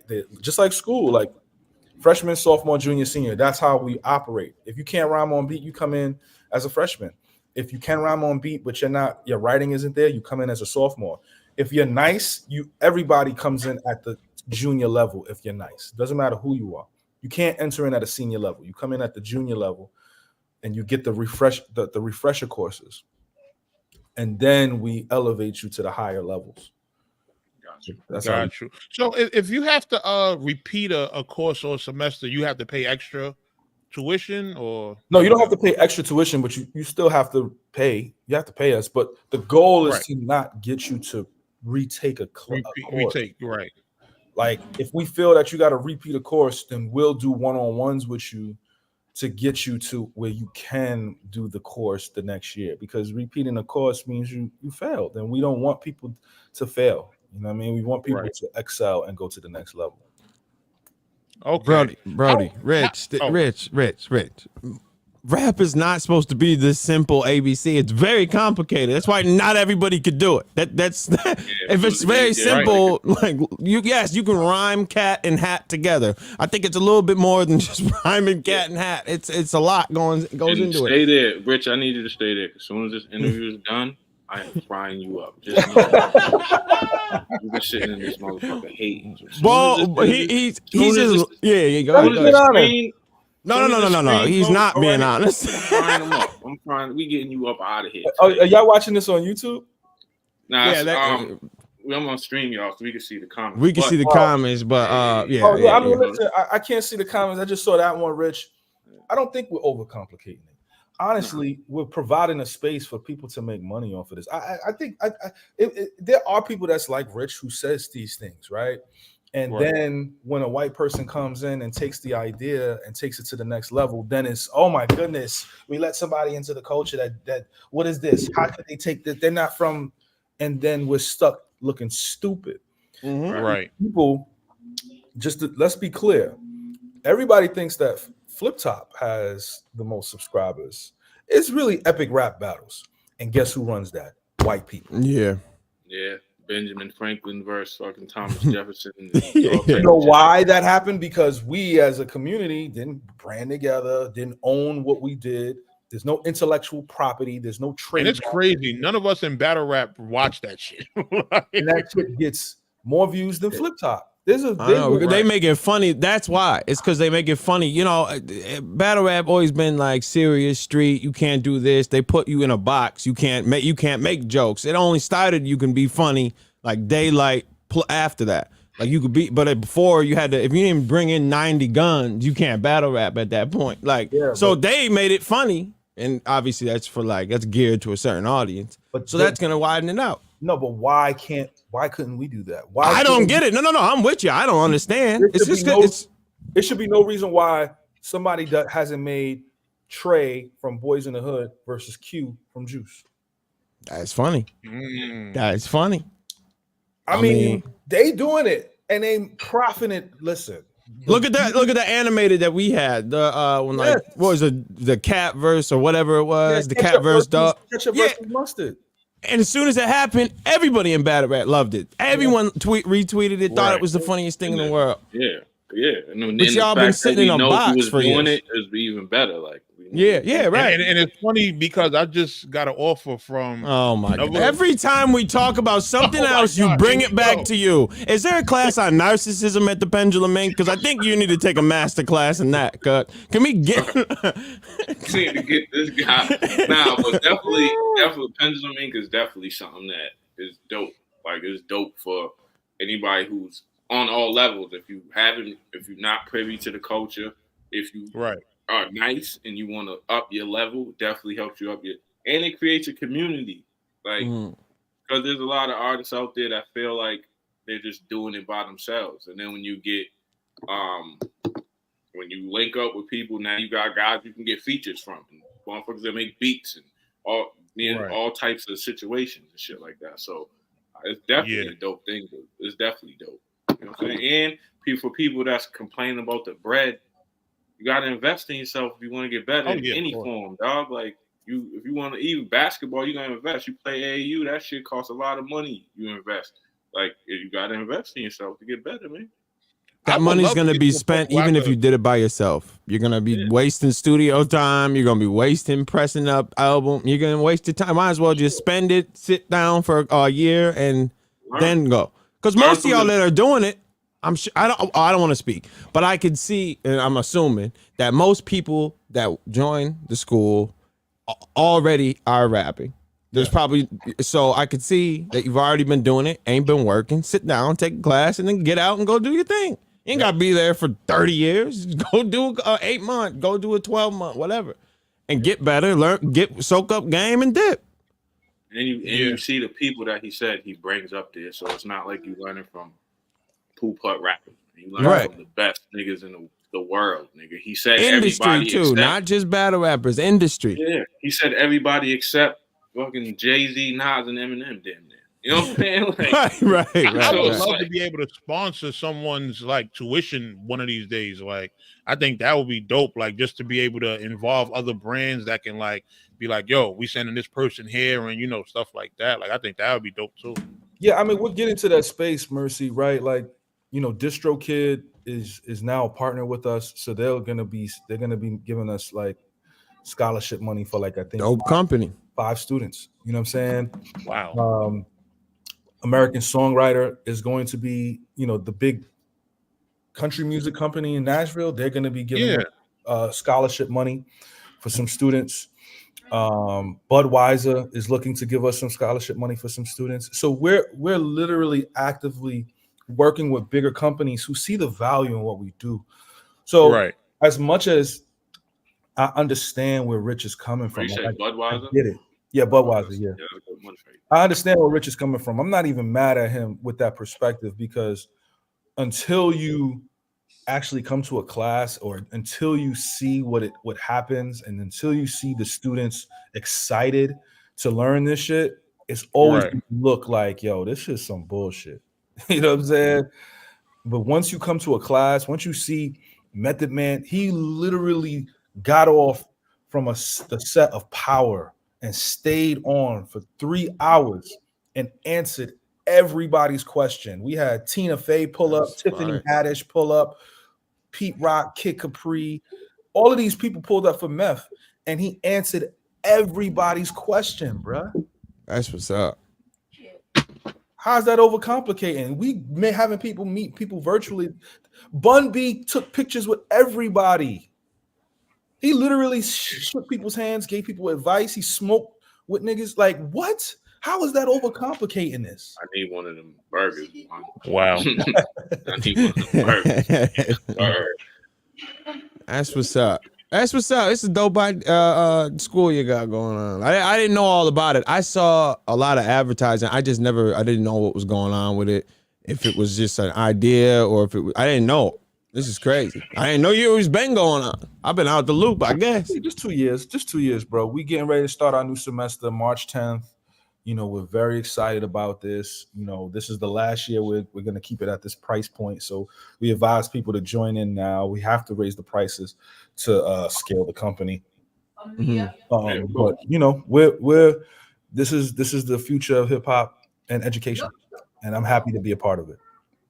That's what's up, man. That's what's up. Well, that is dope. One last question I got. The graduation ceremonies, because I believe do y'all have one coming up? Yes, February 23rd to the 25th. It's called Pendulum Inken. And what we're doing, I'm in the midst right now of finalizing the Trap Museum to house our cipher on Friday night. But not your battle league, Mercy. So chill out. Not talking about your little battle league. We're talking. Damn, and I got an event that weekend too. That's in Atlanta, right? Yeah, it's in Atlanta this year. What weekend is that? That's the last. It's always the last weekend in February. Every last weekend in February. So I wanted it to be in February because February is a very big month for the entertainment and social life industry. So you got the Grammys, you got the NBA All-Star, you got the Super Bowl, you got Fashion Week. You got Mardi Gras, and now you have our graduation at the end of the month. That's dope. You know, so Friday night is going to be the cypher, hopefully at the Trap Museum. I'm looking to confirm that today. Saturday is going to be our in-person classes where we're going to bring in somebody to teach the business side of it. We're going to have an elective that was being taught, and then we got Stallion coming in person to teach his style, right? Then Saturday night we have a showcase. We're going to get ready to start promoting that where the students can perform, and then Sunday is the graduation at the gathering spot. You know, we provide the food, we provide an open bar for the students, lamb lollipops, chicken and waffles, spring rolls, all free, paid for by Pendulum Inc. You know what I mean? How many students do you have? So right now for this year we have 99 students. Last year we had 89, and then, you know, like any school, people drop out. So this year we got like about 43 people graduating. Some students can't make it, but we had about 60 that finished the program, and then 40 because we got students from all over the world. So that's what I was gonna. My next question is: do you fly all these people out, or they got to get down to where's it, Atlanta? All we do is tell them pay for your flight, okay, pay for your hotel, and everything is taken care of. We take care. Last year we fed them every day. We do everything, bro. Like that's what's up, and that's what we do with the tuition money. You know what I'm saying? And you know, we make sure that you have an experience unlike any other. And people were crying. Like I was crying at the graduation because it's like this is a dream realized. Like it's an idea that we made come to life. So yes, when No Mercy hits me up, yes, I'll do the interview with you. I do the interview with anybody, right? Because there's for me in my mind, I've always felt there's no difference between a No Mercy and me going on ABC and interviewing with Shorty that I did it with, right? Like there's people, that's love. I appreciate that. There's people in every space that haven't watched ABC that want to know what this is about. They want to know if this is the real deal. They want to know if it's a scam or not. So yes, let's have this conversation. Let's have a dialogue. Let's speak and let people express the negative sides of it, the positive sides of it. Let's literally have this conversation. You know what I mean? Right. Yeah. Well, what plans do y'all have for the future? In terms of Pendulum Inc. Like, you know, what's to come? What can we expect? I don't know. King, where are you from? I'm from Buffalo. You're from Buffalo, New York. Okay, so I know XL's in Boston, King's in Buffalo. You know, No Mercy's in Harlem. So obviously, you in Harlem, you know what's across the bridge, and that's the Bronx. You know that the Hip Hop Museum is being built right now. What you probably didn't know was that the Hip Hop Museum is it's in Bronx Terminal Market, I think, right? Yes. But they're not going to call it the Bronx Terminal Market soon. It's going to be called Hip Hop Boulevard. And I really want to build a school next to the Hip Hop Museum. So I'm in conversations with Michael Ford, who drew the blueprints for the Hip Hop Museum. He loves the idea and concept of Pendulum Inc. They want to put our school next to the Hip Hop Museum. Wow. That's fire. On Hip Hop Boulevard, that is crazy. That is dope. And above the museum, there'll be apartments, I believe. So they're trying to house the people that help build hip hop and give them housing, and then we'll have our school there. So we'll have dorms. Like we're literally fleshing this out. I'm looking at 2028. So like, Mickey, you from the X, you know that's a wild place to be put in. But if they clean it up, cool. But you know what was that? I don't know what it is. I don't know nothing about it. Yeah, so it's an area where they left a lot of guys there. You know what I'm saying? It's right over the 149th Street Bridge.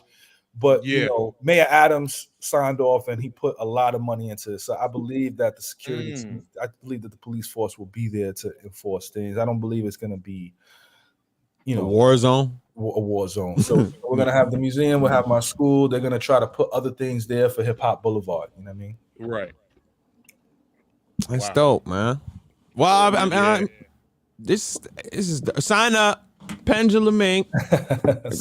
Was it .com? Yeah, pendulumink.com. Pendulumink.com. Sign up, tap in with Mick. You know what I'm saying? This is dope, something for the culture, dope on all levels, man. You know what I'm saying? So it's definitely been dope, definitely been eye-opening for people that didn't know what was going on. Now you know. For sure. Yes, sir. I appreciate Mickey, the call to action that you put out a couple of days ago. Call to action. What did I say? I said is that how you say call to action? Well, basically you said you needed you wanted everybody to be a part of it. Like yes. So I did that call to action because I need help, man. Like I've been running this thing, as a businessman. So people know me as an MC, but I also started a marketing company called GFC New York. We did marketing for Nipsey Hussle. We did marketing for Big Crit. We did marketing for Black. We did marketing for myself and many other artists in the music business, Jim Jones. So I have the business acumen. But if I'm running the business, if I'm teaching, if I'm doing billing, if I'm doing editing for our book, if I'm doing the marketing, I don't know if you guys have been seeing my breakdowns. I'm doing that. Yeah, I saw the goods one. Yeah, so I'm tapped out. I've been seeing the clips you post saying you narrating over and like, oh, Drake is in this pocket doing XYZ. I've been seeing those shorts on YouTube and everything. Yeah. Yeah, it's what he just said, and I said, yeah. So, it's hot too, huh? so I've been doing all of this.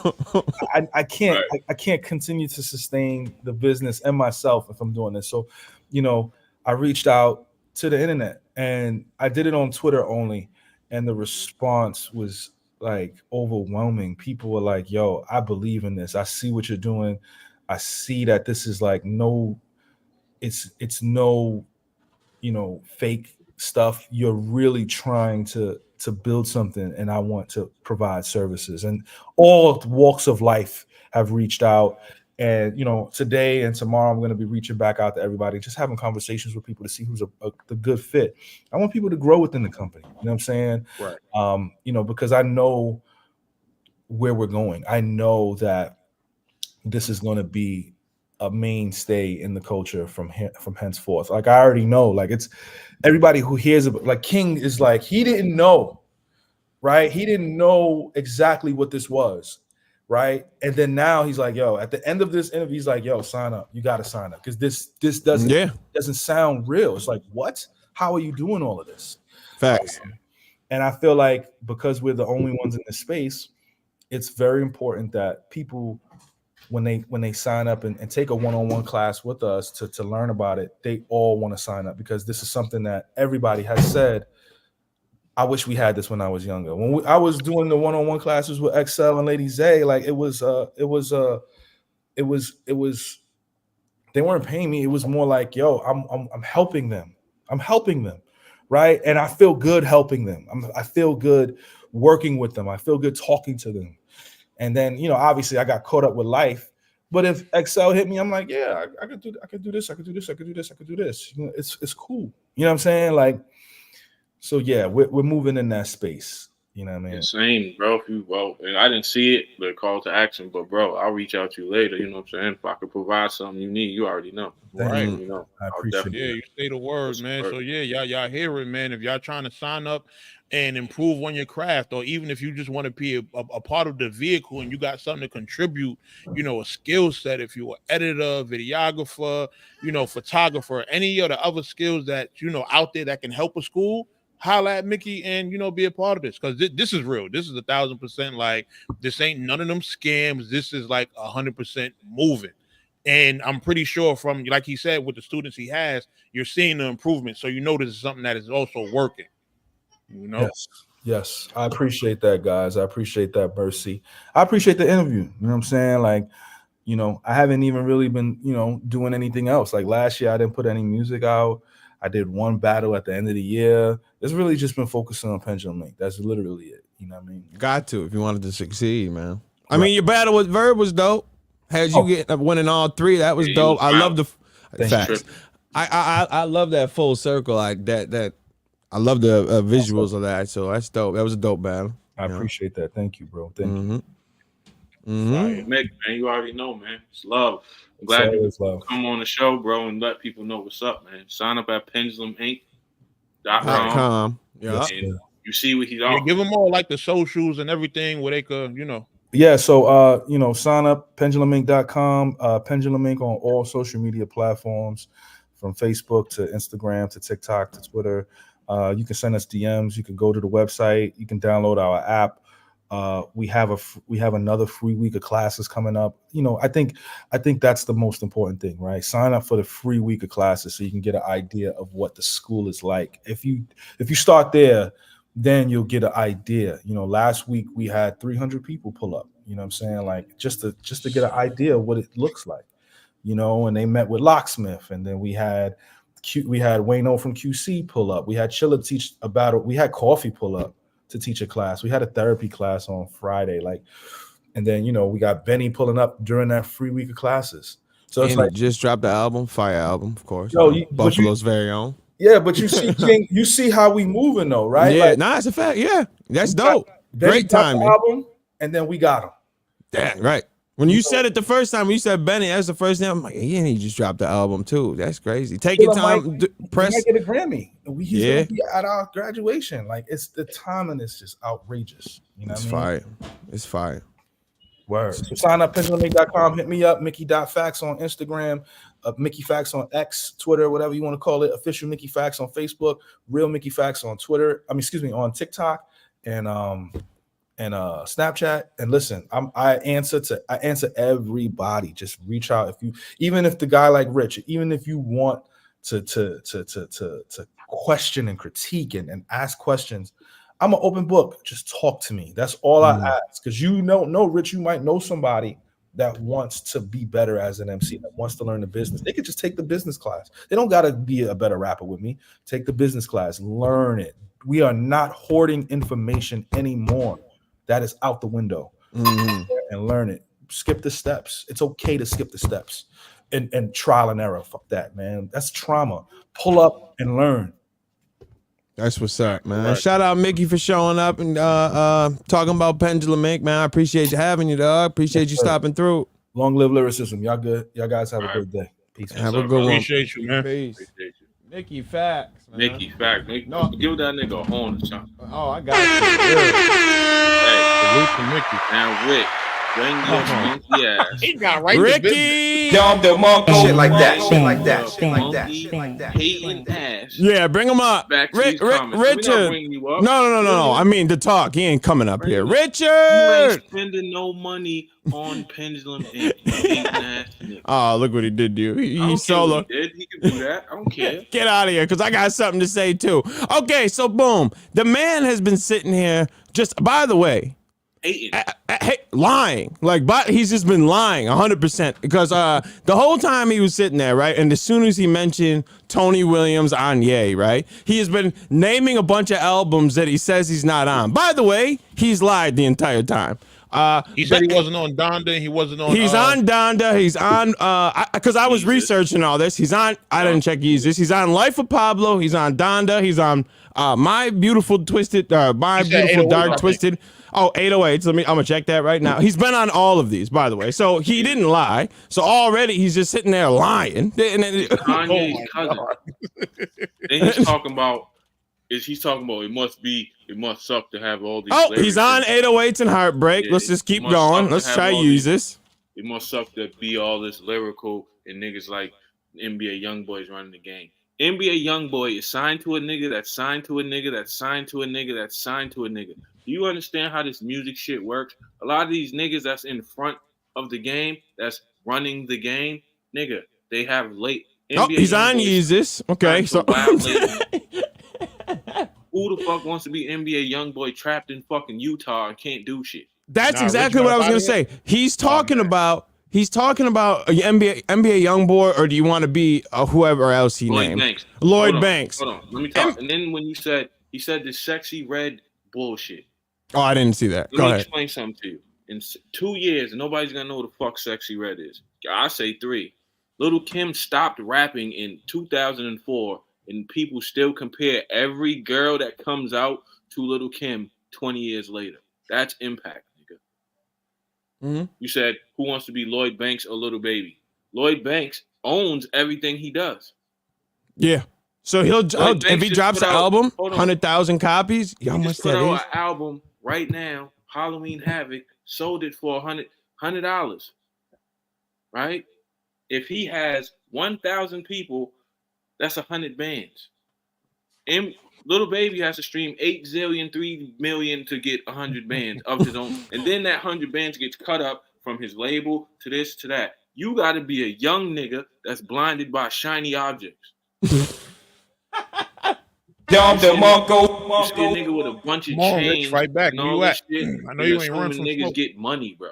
And then you're going to say, I respect. You're one of them niggas. You're one of them niggas. You're one of them fan niggas I hate.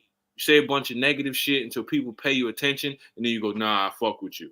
Because you just did it to me. You was talking about how I look, and then when I stopped the show and addressed you, you said, nah, X, you nice. You got bars. Yeah, nigga.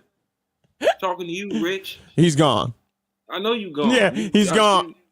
Yeah, you got me in. Nigga, I own everything that I do. That's the difference between me and you. Did I he just put out an album. Screenshot from Ghost from Power adjusting his suit? Like that's what it looked like. Yeah, that's Ghost from Power, nigga. What you like, my nigga? Don't start this goofy shit. You sitting in an interview hating on a nigga, lying too, lying and hating on a nigga that has put his own money up, has dedicated his time to teaching other niggas shit he don't have to teach nobody. Mickey Factz don't got to teach nobody shit. Right. And this is what I love. Jay, who was Jay with before he linked up with Biggie? Who was he with? What's his name? Big Jazzo. Jazzo, right? He was rapping all quick like Jazzo. Then he hooked up with Biggie and rapped just like Biggie. Okay, so get that off the screen. Okay, hold on. We're done with wait. Kendrick and Cole never went to rap school because they learned from all of the niggas that came before them. So what? You got to be a young, stupid nigga.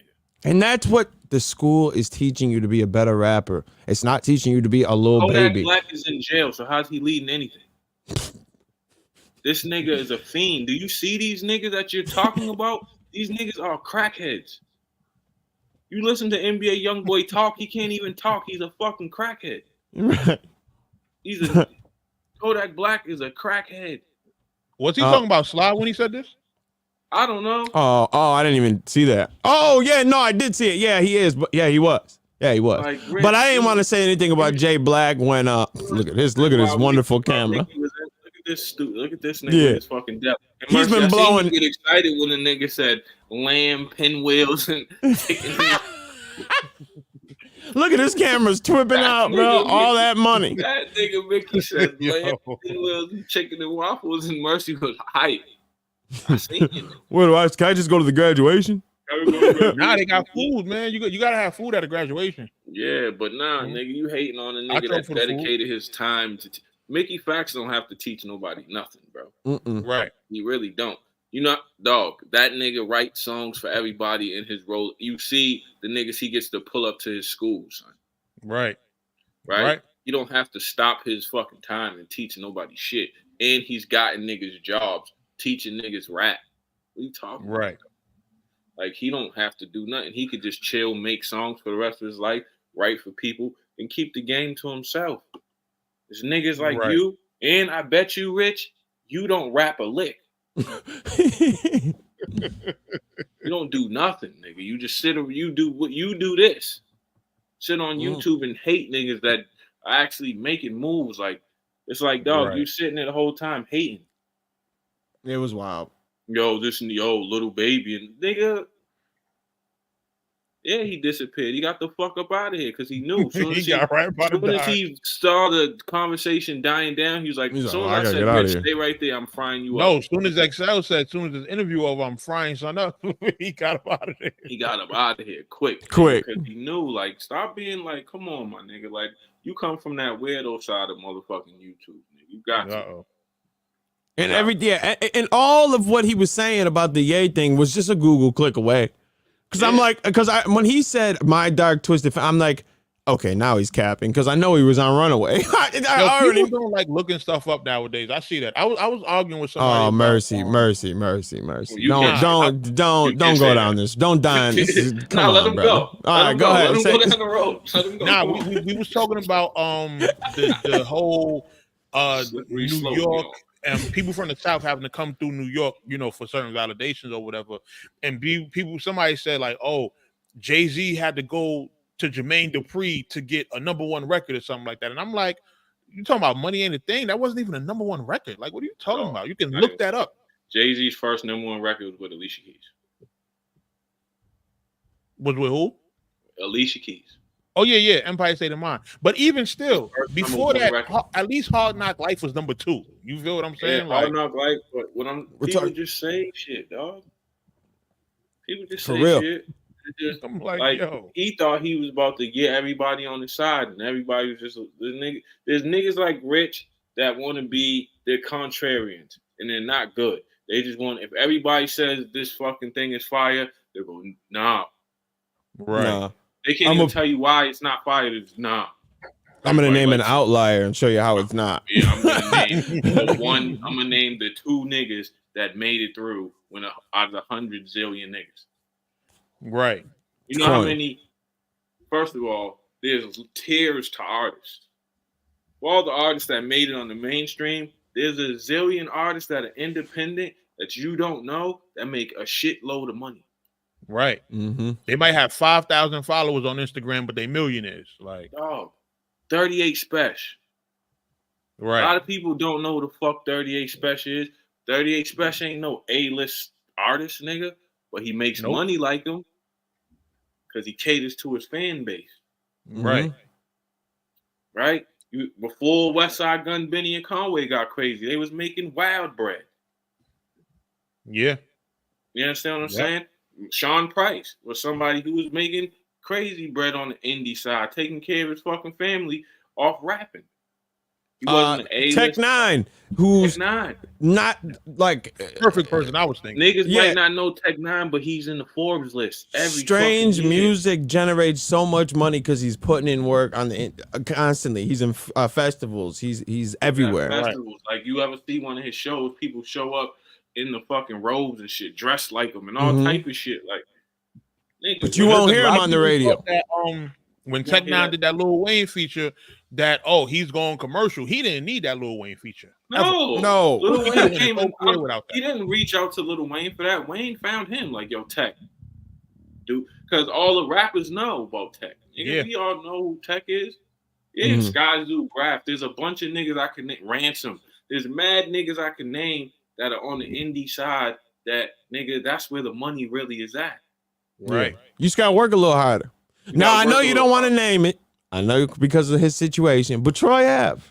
He might not sell a lot, but that because he gets 97% of his record. If he sells, he can do more with less. Yeah. So a nigga can, if you got 1,000 fans and you make them spend $100, that's 100 bands. You could do more with less. Nigga, if I own 100% of my record and I sell 10,000 copies at $20, I'm good. Mm-hmm. Right. I don't have to do shit. I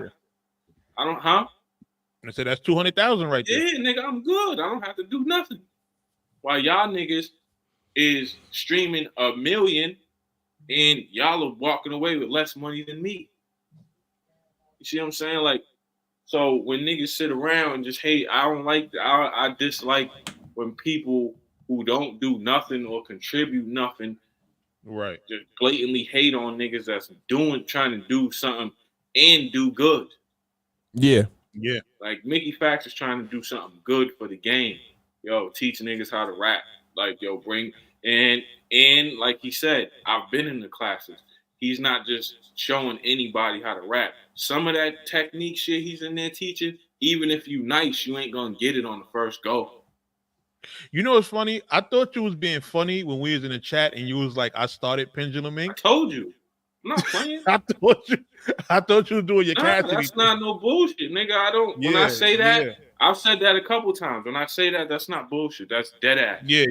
I remember we was doing that shit every week for like it spawned from what y'all were doing. Yeah, we were doing that shit every week for like a year, and then he was like, "Yo, I'm thinking about doing like when he said he did the master class. Before he did the master class, he told me and Lady Zay like, yo, I'm thinking about doing a master class. Right. Like, it was like that type of shit. Like, dog, like, when I say that, I'm not saying it on some. But whenever they have me speak on there, they call me Patient Zero because I was the fucking. It spawned for me, and him what me was doing. That's fire. You know what I'm saying? So, and I don't feel no type of way because it's whatever, nigga. You know what I'm saying? Like, at the end of the day, and he always showed me love. So it's like, if they did have a school, I know I could walk in there and they'd be like, yo, this is, you know what I'm saying? It's love. You know what I'm saying? And I've spoke there. You're going to be Professor X for real. Yeah, I spoke there. I taught there a couple times. So it's dope. You know what I'm saying? And at the end of the day, they got my nigga Chilla teaching there, so I can't knock that. And Chilla always show love. Like, nigga, me and Chilla done spoke at Harvard on behalf because of certain shit. Right. You know what I'm saying? Like, come on, my nigga. Like, who the fuck? I barely made it through high school, nigga, and I'm teaching niggas shit at Harvard about, you know what I'm saying? That shit is kind of crazy. So that's an accomplishment right there. Yeah, it's like, dog. And actually it was Chilla I was talking to, I want to say about a week ago, because we was initially talking about, getting him on the trap card, but he told me like, yo, Pendulum Meat graduation is that weekend. So, I was like, oh yeah, y'all already that shit moving for real. So I like to see shit like that. Yeah, nah, that's what I'm saying. And it's like, this nigga's trying to do real shit. He's trying to get a building. He's trying to, you know what I'm saying? He got real artists pull up, Method Man, Ransom, this nigga, that nigga. Like, come on, nigga. Like, you sitting in the fucking YouTube comments hating like a dust ball. Like, nigga, it is kind of cringe. It's cringy. Yeah, it's mad cringy. I can see if you had like real valid questions, but you didn't, nigga. And then hot hands. Oh my God, the ghost. Hot hands. The 2024 back.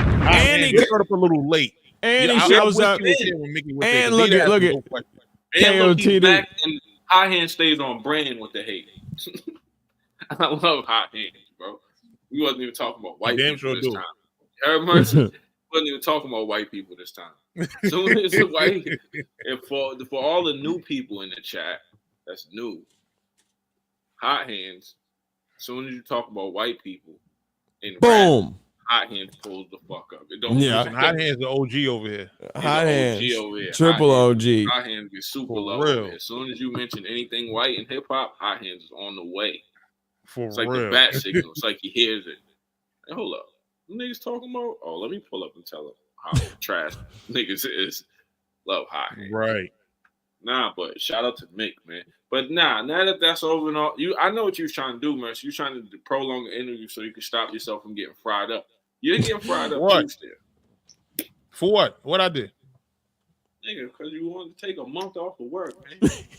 All right, I'm back now. Let's you know what I mean? Bullshit. Hey, y'all, look, chat.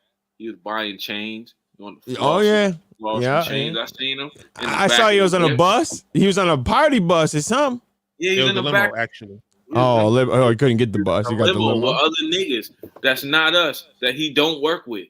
No, I ain't get the invite. My birthday. That was family up there. Family. Them niggas don't contribute. Where'd you go? Oh, we went to a spot in Jersey on the water. Had dinner on the water. Type shit. You took a whole limo to dinner? Yeah, why not? Not to like the club or something? Look, and don't just slide. Look, we don't no club, no. We had already been out earlier in the day. Like what we did earlier was a distraction while cousin get the limo ready. Like, hold that down, blah, blah, blah. See how he does all that? Upgraded this nigga can't pay us shit, right?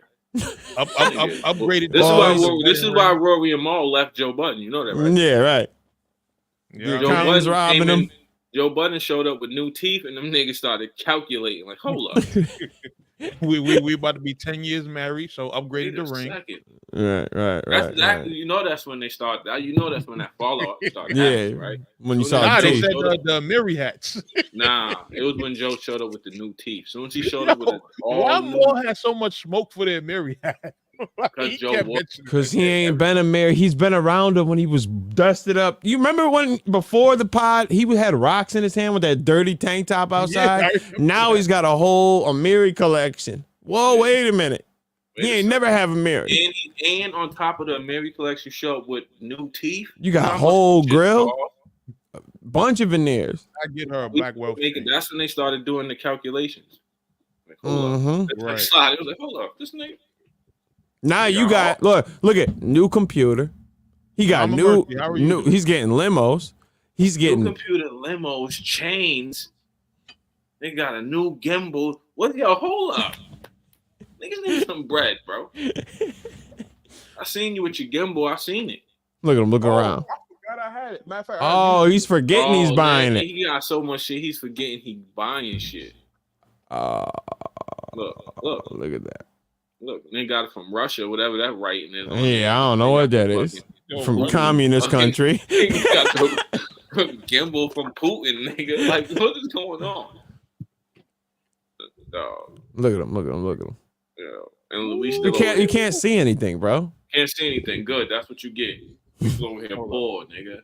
Right. Over here, no bread. And we keep I had to rob a bank. Then this nigga takes a vacation for a month. Ooh, I know that gimbal was a couple racks. Yes, I'm man. I'm pocket watching that from now on. Yeah, right. This is getting wild. This is getting out of hand. It's getting egregious. First, I'm still waiting for my KOTD money that he put up on the wall. Remember, what about them lights? Oh, yeah, shit. yeah. We were supposed to get a bunch of monster stuff that never showed up. Yo, oh my God, this nigga, yo, he's been pocketing for a minute. I appreciate that, Red. I appreciate that, Red. Let niggas know. Let niggas know, man. That's what we do every Saturday. Yo, remember the monster money? Yeah, that's gone. We didn't get a fucking can of monster. Yeah, I ain't get a hat. I ain't get a shirt. He's like, yo, man, let me get you no merch. He just wanted me 3 times for it. He ain't give us no energy, bro. Nothing. You heard that? My energy was down. It was low. I was real low. I had to go to Red Bull. Energy was depleted. Nigga. What are we talking about? Listen, it's crazy, I still gotta bro. buy more stuff. Brizzy, you're right. We tried to get a caffeine deal without niggas. Oh yeah. Forgot about that. That's wild. Why don't you want to say nothing about that? Let's let the truth out, pimp. Hey, what? Let it out now. Come on, players. I'm not talking about the past. I'm talking about never mind. Anyway. No, you're previously trying, or you are presently trying to get us a caffeine deal. Wow. That's what you're trying to do? Trying to bring us Chopper's favor over the caffeine? Is that what you're trying to do? No, he's trying to bring no mercy to caffeine. Oh, he's trying to bring no mercy. Shout out to caffeine. It's gonna be. You know what's gonna happen? No Mercy presents. Let's chop this fable. Nigga, I'm done. No Mercy TV. You heard? Listen, if there's a No Mercy presents, they will cut this shit on and it will just be a mic here and an empty chair. I will leave this motherfucker. You understand? If I ever do anything that says No Mercy presents, I'm the fuck out. I'm out of here, man. What am I doing here? I'm starting my own shit. Hey, look, shout out to Emerson Kennedy, man. Shout out. I'll text Emerson Kennedy right now. I'll ruin the deal. Actually, the first caffeine deal, I'm saying all egregious, like kill all. Yeah, I'm going. I'm going off. I'm shutting it up. They have a delay so they could do stuff in the background. Yo, they better. I'm gonna get that stream. I'm gonna just stream porn. I'm gonna shut that stream down. Remember what Disaster shut down the interview when he battled Frack and he was saying a bunch of fucking slurs? If you thought that was something, nigga, I'm going to fuck off. Yeah, right. No Mercy presents. Okay, watch this. Nigga, present this porn playing on my screen. Fucking porn link, nigga. Present this fucking Pornhub. You get the fuck out of here. I'm wilding. I'm going for this. Why are you talking to caffeine and not telling us though? Because I'm not talking to caffeine about y'all. Oh, hold on. All right, nah, don't worry about it. You know Emerson Kennedy, right? You know I'm X. All right, we'll work on our own then. We'll go to our own. Me and X will go do caffeine deal. We'll get our own show on caffeine. Our own deal. Right. Rocking. Right. Do X communal low life? No, don't worry about it. Don't worry about what we're gonna do, man. We'll have that shit rocking every week on caffeine. Mercy's gonna slide. No, style. You know what's gonna happen? Me and X are gonna get our own deal, and we're gonna bring all the gang over to that deal, right? And we're gonna rock out. We'll bring all gang. If y'all no. Have to leave the chat. The chat can't go over there. No. When Style knows, when I participate in this chat, they signed the contract. No. I'm going to bring my gang over to the. Nobody wants to see you and Dot talk about anything. I'm gonna bring my gang over to the new show. Is what I'm saying. We're gonna bring gang over here. Nah, I'm good. No, I'm gonna bring gang. I'm gonna bring all the gang over here to the new caffeine show, and we're gonna get it shaking. You know what I noticed? Kenny Lewis, I'm going with X's. Yeah, you know what I noticed? You know what I noticed, Sly? You know what I noticed? What's that? He was Ben supposed to start a Let's Chop This favorite YouTube channel. Yeah. Oh no, we got it. We have it. You hit us with the swindle. Let's go on my page because I got more people over there. It's questionable activity. It's questionable. Style. Right. We're gonna bring all the gang. I'm gonna hit the cord up. Bring all the gang. Oh, okay. All right. Before we get out of here, before we get out of here, do you? What'd you say? What did you say? What did he just say? He said he's gonna be over here with. He said he's gonna be over here with one view, and it's gonna be Samurai Champions. It's this kid that comes over. Look. That hates DME. He blocked Style before, so they're coming with us, nigga. Yeah. Yeah, it's over, bro. You ran. I don't know why you did Style dirty like that. That's crazy. I still don't know why that happened. Like, you just been on blocking. Mercy gonna host this show with DME. I told him that me and X are gonna go to the DME network, and we're gonna be and our first show is gonna be this from my niggas. That's gonna be our show. Niggas, you heard? Mama Mercy, what's up? What's up, Mama Mercy? How you doing? Your son is over here doing us foul, real bad, hurt. Did you see the Lil Boom footage? Like academics chat, dude. Did you hear about that? No.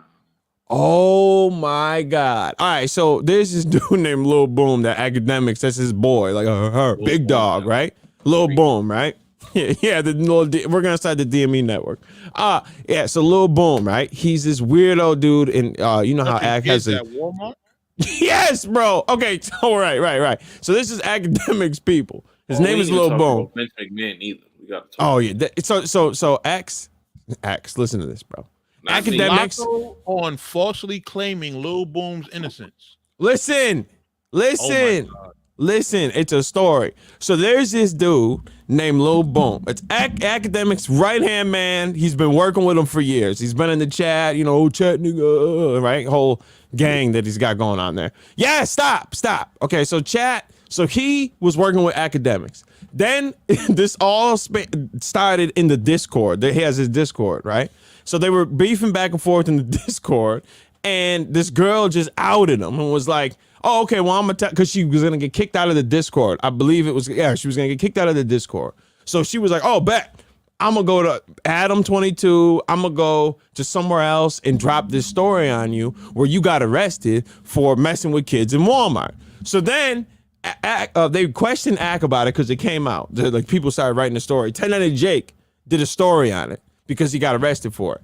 So they brought it to Ack, and Ack's like, "Oh, I'm not gonna talk about this." So everyone was getting on him about that. So then Ack looked into it and was watching because like footage dropped of him in Walmart, but it was a body cam. I had seen. It was a body cam. Yeah, it was Lil Boom. So it was body cam footage, and it was kind of like you were behind her writing a note, and it was filming a security, so it was a little shaky. But then they actually dropped the footage. I'm gonna pull it up so you can see it, bro. It is filthy. Mind you, he sat up there for 5 hours, right? 5 hours trying to cop a plea, saying he didn't do anything wrong. He was like, they didn't even find me guilty. I pled no contest, which if you don't know what no contest means, it's like being you're guilty, but you're ignorant to being guilty. It's pretty much saying this is what it is. Threatening to sue 1090 Jake? Oh my Lord. Can you stop talking so I can tell the story? So Jesus Christ, you're reading titles. I'm telling you it. Who cares about this? This is crazy. So no contest is I'm not admitting I'm guilty. All I'm saying is if you took me to court, you'll win. You'll find me guilty. You're guilty, right? So then so I'm gonna show you the footage of Lil what's his name? Lil Boom. What's that? Hasim? What's that? Hello Nasim or whatever? What is his name? That one channel that does the hip hop news. Hello I Scene. That's what it is. Okay. Or High Scene or whatever. All right. So this is the footage, right? Of him in Walmart. Like just being a creep. He's following these little girls. He's just being a super creep, dog. This was the body cam footage. So him and that was the body cam footage, and that was all that was out at the time. So he was like, "Oh, see, I just smacked her hand because I was mad." I'll just play it, and I'll tell you his excuse. So watch my cursor right here. I'm gonna point out to where he is. It's these girls. Where you'll see right around here, I believe he's gonna walk. Okay, so these, I believe, is the girls right here. This is Boom right here, following them. Look at, if you watch right here, they were going this way, and then he turned double back and followed them down this way. Look at, this is Boom right here. Mind you, he was telling him he was in the fish market, he was going to shop for fish, right? But he was in the produce. Now look at, he's reaching over her, right? Touching on her. And now he's just standing back. He's got his phone out. He's taking pictures of her. This is not even the worst. This is bad, but it gets even worse. He was running rampant through Walmart, just touching on, filming, and everybody. Right, so now they ran away. Now they're walking away. Watch, look, she looks back at him like, what is wrong with this dude? He's staring at him, waits till they lead, and now he goes and follows him again. Now watch what he does. Watch this. Following. She's looking at him. Watch this. Whoop! You see that? He grabs at her. Now, mind you, he was telling him, because I said it was the body cam footage you couldn't really see. He said he smacked her hand. Her hand is up by her chest. And his hand is right here. He walked by to grab the girl. This is academics, man. Look at her look back because she touched him. He was like, oh no, she looked back because she's racist and she probably smelled weed on me. That's what he was saying. Okay, so that was that one. Now watch this, bro. The cosmetic department that he did not want to talk about, that there was more footage of him being a freak, right? Look at this. It's this girl. Look at, now go back. They came through. It's this girl coming here. You could see him. He was lurking the whole time. Look at him, following her, right? This is the victim. This is the third one. She's going to shop at the cosmetic department. Watch what he does. All this wall. Now he's like, oh yeah, I'm shopping for my sister, dude. I wasn't doing anything. Watch what he does. Leans up over. Oh my God. Look at this. Now he does it. Look at, now he's pulling his phone out, right? He's pulling his phone out to take pictures. Now watch what he does, bro. Look at this. Look at this. He's going to do it again. He's going to, oh yeah, I'm just looking behind you. But really, he's being a creep in his pajama pants. God. Now he's getting his phone. Oh, that picture wasn't good enough. Let me look around, make sure I can get a better one. Watch this. Now watch what he does. Look, he snapped. Look at him. He's reaching over, taking a picture from underneath her. This is now he got caught by this girl that sees him doing that, right? Now watch what she does. She's like watching him for a minute, but she puts the cart in between her and the girl so he'll stop doing it. Because he will not stop taking pictures. Now he kicks back to take more. He's going to lean down and take them. Just, man, it's a menace to society. He said a Depp has probably done this. That's funny. That's crazy. Uh-oh. Now watch. She's going to lean over, reach his phone out, taking, because she's watching him do it. So now she's going to move the cart in front of her to block him from doing it because he will not stop. Then he does it again. He goes, this is another one. Another girl he does. All right, I'm back. My fault. Watch it. Where is it? Watch, you're going to see him again. He touches somebody. No, it's not voyeurism. Voyeurism is having somebody you like to watch people having sex, or you like. No. Voyeurism, he could have. The reason he didn't get charged with voyeurism was because she had jeans on. It's not considered voyeurism. That's what the paperwork said with the cops. If she had a skirt on, he would have got voyeurism. But because she had jeans on, it's not voyeurism now. How is that not the dumbest reason that you could just run rampant in there doing this? But I still hope he's hit with some kind of sexual assault. No, he only got a battery. He pled out. Oh my God. Okay, so watch this. Now this is a 10-year-old girl he's about to do. He's going to walk up to her and touch her. Boom. She looks back at him. He's going to do it again. Look at. Boom. Now watch her look back. You see? This is academics, people. This is why. And then, okay, so then after this. Register as a sex offender? After what? No, he didn't. So after that happened, Flacco, who is also a loser, right? He was in the he was one of them chat dudes. He interviews him, right? And his chat is spamming him. Look at the footage. Because he's sitting there. He's like, I hope your mental health's okay. I hope you're all this and that. Like, he's not pressing him in any situation. He's not doing anything. He's just being a cornball. Mind you, the man can't even speak, by the way. Like, this man, I don't understand why anybody can watch him. He cannot talk.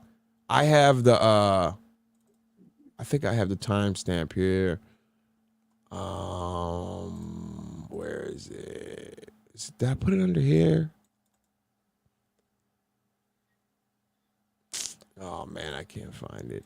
It's in a okay, I know where in the video it is though. Flacco.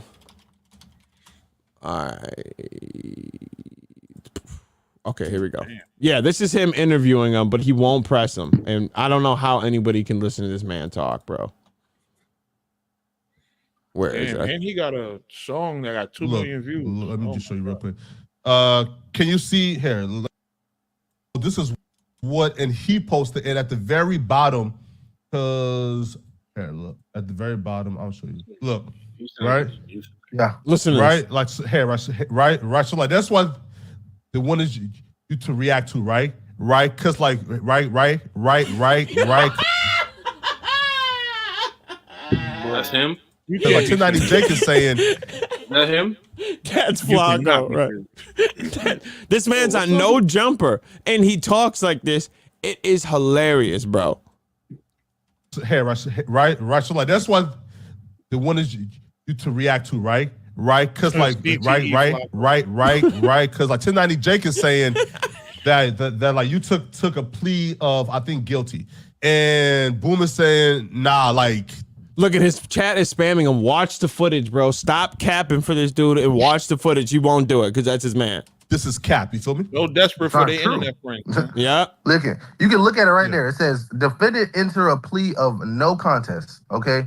Adjudicated guilty is not pleading guilty. It's not being convicted guilty. All right. It's just so they can give you the probation. Okay. That's all it is. That's why you see the same dates. You see the no contest and guilty on the same dates. Your facts. You see them on the same dates. You don't see them in 2 different dates. Your facts, right? Yeah. And if I took a plea of guilty, I would have got because if you take a plea of guilty, you basically admitting guilt. Like no contest is like I'm not admitting guilt. Like I'm not admitting guilty. If I take a plea agreement of admitting guilty, they would give like they was in a classroom all day with the same teacher. Right. This man, it's you pleading ignorance is what you're doing. You're guilty because if you went to court, that's what the literal thing. If they have enough to prove you guilty, you just aren't pleading guilty. That's why they treat you as you're guilty. Because if you weren't guilty, that means you would be not guilty. Just because you think you're not guilty and the court says yes you are, we can't meet in the middle and just don't know what words mean. Yeah, that's what. So he was like, "Oh no, they found you guilty. You pled it. All right, you pled it." They probably didn't give me probation. That's what the adjudicated guilty. He's an idiot. He's just playing with words because he's a creep. At all. Like they probably gave me community service because you pleaded guilty type shit. But I'm not pleading guilty. Oh yeah, right. Because on March. A lot of brain cells just. That's No Jumper's very own right there. But yeah, so and it all started because of Discord. I didn't. That's why I don't be on Discord. Nothing beats. No, you can be on. Oh, Vince McMahon working with Diddy. How you feel about that, man? Fuck Diddy. Do you know what he's charged with? No. What are you talking about? Sexual trafficking. Wait, what? Shitting on a girl in a threesome. Naming sex toys after wrestlers and inserting them in a girl. Sharing a girl with different wrestlers. He got Brock Lesnar jammed up in some shit now. Yeah. Like there's text messages. There's all kinds of shit. Wait, what? Even though I was hearing Brock Lesnar something about he missed his flight, so he didn't get a chance to. It was a snow day, but they have text messages of him saying, I gotta see this. Yo, I'm about to pull up on you type shit. Oh no, I gotta see this. Oh, now the Vince McMahon work is nasty. Vince McMahon just stepped down from TKO and WWE. It's over. Yeah, the Vince McMahon paperwork is crazy. I gotta see this, bro. It's just funny. What the fuck his name is? That's creepy. Look, Vince is Vince. Okay, well, that's an article in Spanish, so I'm not doing that. Nigga, they got it in Japanese too. They got it. Excel, you never stopped watching wrestling, right? No, because Vince McMahon is not a fucking wrestler. Genius. You tried. Nice try. Nice try. But when try you watch exactly, baby. He's not the only one. Called me this morning begging you to eat. And what the? Yeah, that's Vince. Give me another week, baby, and I'll be ready. I'm feeling more like myself. It's not great, but as soon I already told him maybe. By the way, Johnny wants Tuesday, but not this coming one. Johnny is his man, John Laurinaitis. Oh, Jesus Christ. Maybe he wants 2 other guys to join you with him. Holy shit. She's you not told a wrestler. him you would do anything with him. So if you surprised worker. you with 2 others, you would with the capital U is killing me. Would you have no alternative than to take them on? What is he? What is he cutting a wrestling promo? Wrestling. Ain't the Royal Rumble today? Would have no alternative than to take them on. Oh my God, the stories you could tell them. Hold on. What are you trying to do? What? Royal Rumble today? Because this one old nigga is a creep. That means everybody else that works for him is a creep. The 30-man Royal Rumble. You don't even own the WWE. Johnny gets drunk and sloppy and could easily make a mistake that could cost him his job and yours too. Verbal communication is the way to go. That said, have you and Johnny talked about the breakfast tomorrow? We haven't discussed it at all. It's up in the air. Johnny complained about getting a new phone, and it just arrived. Jeez, they're getting burners for this. I know. So he didn't pay all the money. That's what happened. He agreed to pay $3 million. They only got $1 million. Oh, whoa! And you need your panties ripped off in 3 big. Whoa, hey, yo! At the same time. Way up your this man is filled the thickest. Okay, we're done. Shit like that. No, I'm glad I stopped watching wrestling years. Yo, it's not wrestling, dude. It's a Vince McMahon. It's one freak. That's kind of wrestling right there.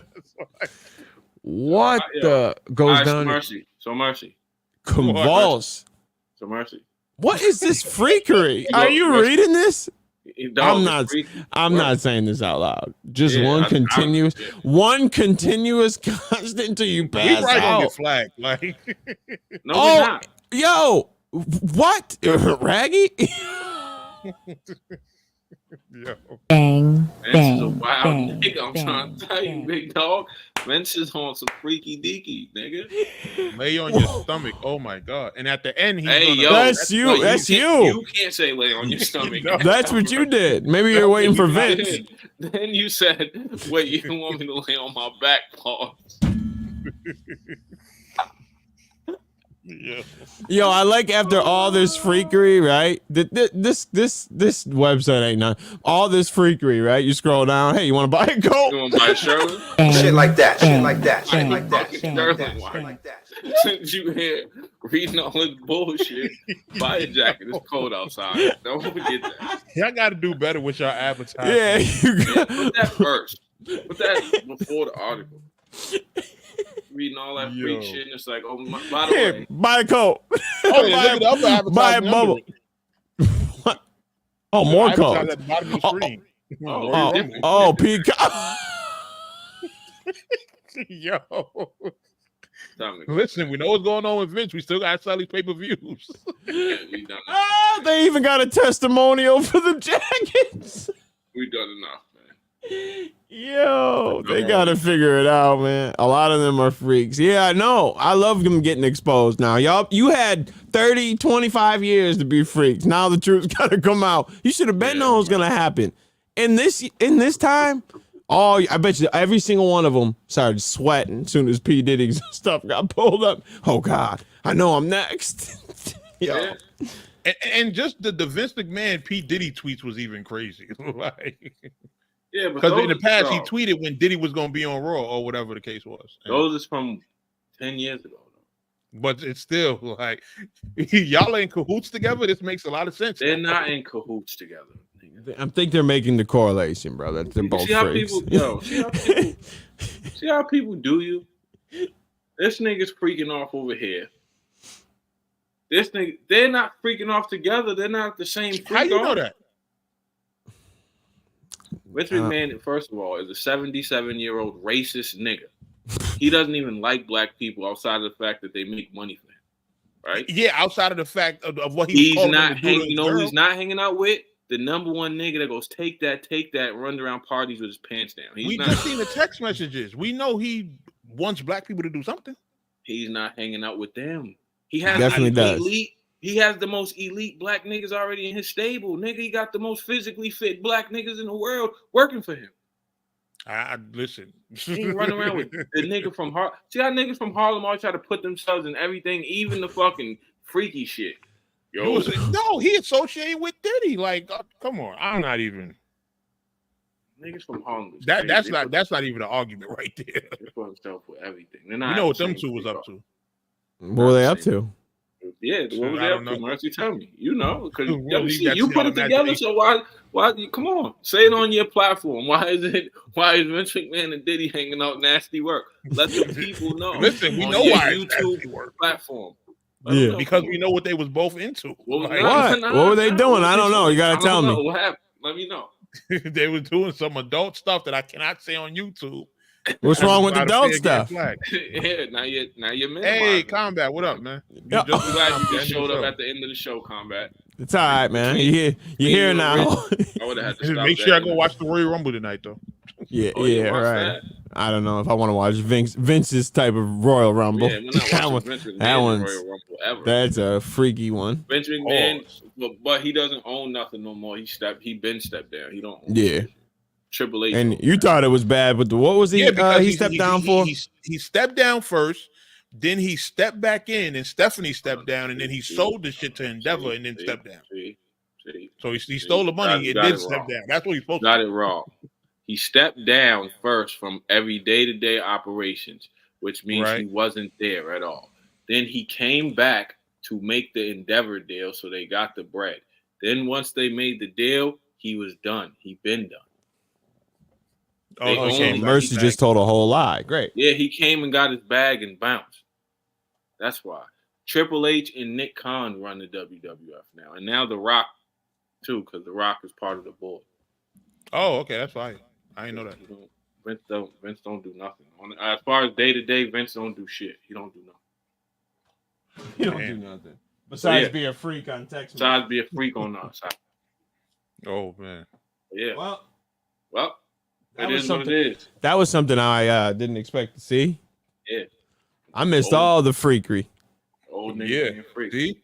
And then a month off, and we back like we never left. Like, you feel me? No, we didn't leave. That's the. What do you mean? Then next week we'll frying you up properly because you tried to sneak the Mickey. You better go find another interview. Yeah, right. Yeah, he's probably gonna put. Oh man, Math, you want to show up so I can apologize to you? Yeah. I'm definitely gonna find another interview for next week. Who we gonna get? We're gonna get Devo. Slide. He gets Devo. We ain't showing up here till 10:45. I'm not showing up for that. You out your fucking mind? It's gonna be you and Devo on here. I'm be in the chat going crazy. You get Devo, you gotta tell me. And we are doing a live stream later on today. Testing out all this. Not we. No. Oh, y'all not gonna cam up with us? No, I have to work again, sir. Oh. All right, cool. Say no more. I got to do my other job. Well, it was gonna be a No Mercy TV live stream anyway, so no, there wasn't. Prez, what up? What time you doing that? What time you doing that? Well, we got the space from 6 to 10. So you probably start like around 7:30, 8 o'clock. Wait, what space? Wait, you rented a place to stream from? Wait, what are you talking about? Yeah, to set up a mock stream, like because so all the equipment that I've been buying is so off our dime. Yeah, keep going. So we can start streaming Trap New York events. Oh, okay. Oh, so you're setting up a fake battle. It's not even gonna be a battle. It's gonna be like a presentation. Like we're gonna bring out all the equipment. We're gonna set it up. And niggas streaming a PowerPoint. What? Just like, I'm there, man. What did he say? If the rest is slides, what? If the rest is slides, That means he has a happy place in his house. What the? What's wrong with mine, man? It's stew. Check this out, Mercy. What So you said 7:30? Yeah. Well, I'm gonna be there. I'm gonna sabotage that whole shit. Watch. Right. I'm a I don't think it's DDoS. gonna be on StreamYard though, because we're using OBS, so it might be. Oh, he's moving up in the world. Yeah, I got to get away from this right here, this ghetto thing. Like, I've been on OBS. What are you talking about? That's all I use. oh, okay. Thank you, T. Thank you, T. Damn, T, don't shoot me down like that. Nobody cares about your equipment. You ain't avocado. Well, we're just testing. You know what it is, guys? Here's what it is, guys. I figured it out. I have a staff I hired. We got to test. Pause. Look. Pause. Listen, right? Hiring staff is pause. He don't know how to work that shit. Yes, I do. So he's doing a mock stream. I can't do that by myself. Wait. He don't know how to work his new equipment. You know how, like, when you buy some shit, like, you got to test drive it. You know what I'm saying? You buy a new car, you got to test drive it. So he wants y'all to tune in for a test drive. Take time out of your day to watch him figure out how to work his $7,000 Dell and his fucking Russian gimbal. So what camera are you using to stream live from? Yeah, talk to me. We're going to have two Black that Magics.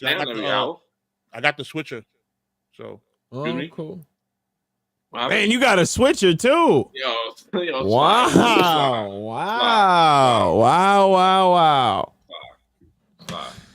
Yeah, we're gonna have to renegotiate that. Yeah. Mini Pro. Yeah, we're renegotiating terms. Oh yeah, we're gonna renegotiate. Yeah, you should have set up a fight and used your new camera. This battery trip. Should have said. Yeah, we're renegotiating. Yeah, we're gonna renegotiate my contract, man. Yeah, my contract is. Yeah. And we're about to just put everything on Let's Chop This Fable channel. You're gonna have to pay to stream it over here now. Yeah. Oh shit. So break some. Yeah, right. That's crazy, bro. I'm out of here, son. I don't even want to be next to you no more, man. Word. You're underpaid. It's your underpaid host, Excel. And don't forget the not paid at all, Sly, right here. They haven't received the Oh, look at him. Oh, what's he doing now? What are we doing? I get the Dell. I don't want to see under your desk, sir. Please. Pause. He's showing us. The computer I bought. Oh. Yeah, that's the Alienware. You feel me? Like, yeah, I hope it overheats. I hope that shit overheats to Jupiter, nigga.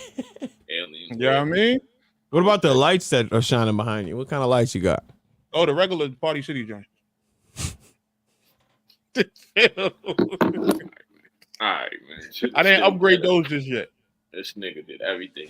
Did it come with a remote though? Or you gotta do it by hand. You got a remote at least?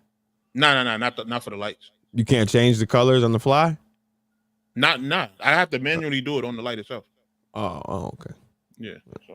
All right. Well, maybe next month when you take the check, you could do it. What is that? Is that your phone doing it? No, that's the light. Oh, I didn't know it was that small. SOS, candlelight, lightning. Lightning, I'm out. This nigga's playing. I'm not watching this nigga. What is it, a tech review? I'm out of here. All right. All right, I'll be back next week. We'll be back next week. Hopefully. If Debo's on here, don't pull up chat. If it say Debo on here, do not comment or like me.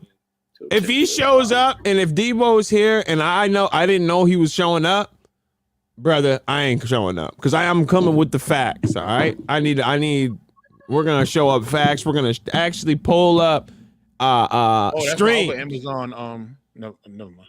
And if you invite him, you gotta talk about him stealing your show. Yeah, we gotta talk about. And I don't want to hear you say, "Oh man, I didn't even care." No. Because you was tight. You found out here that he stole your show. You was mad. No, y'all found out here that he stole the show. No, because I didn't even know. I remember that. What? I didn't even know it. You didn't like it? Hey, he stole your show, but yeah. All right, we'll be back next week. I'm out of here. Peace. Peace.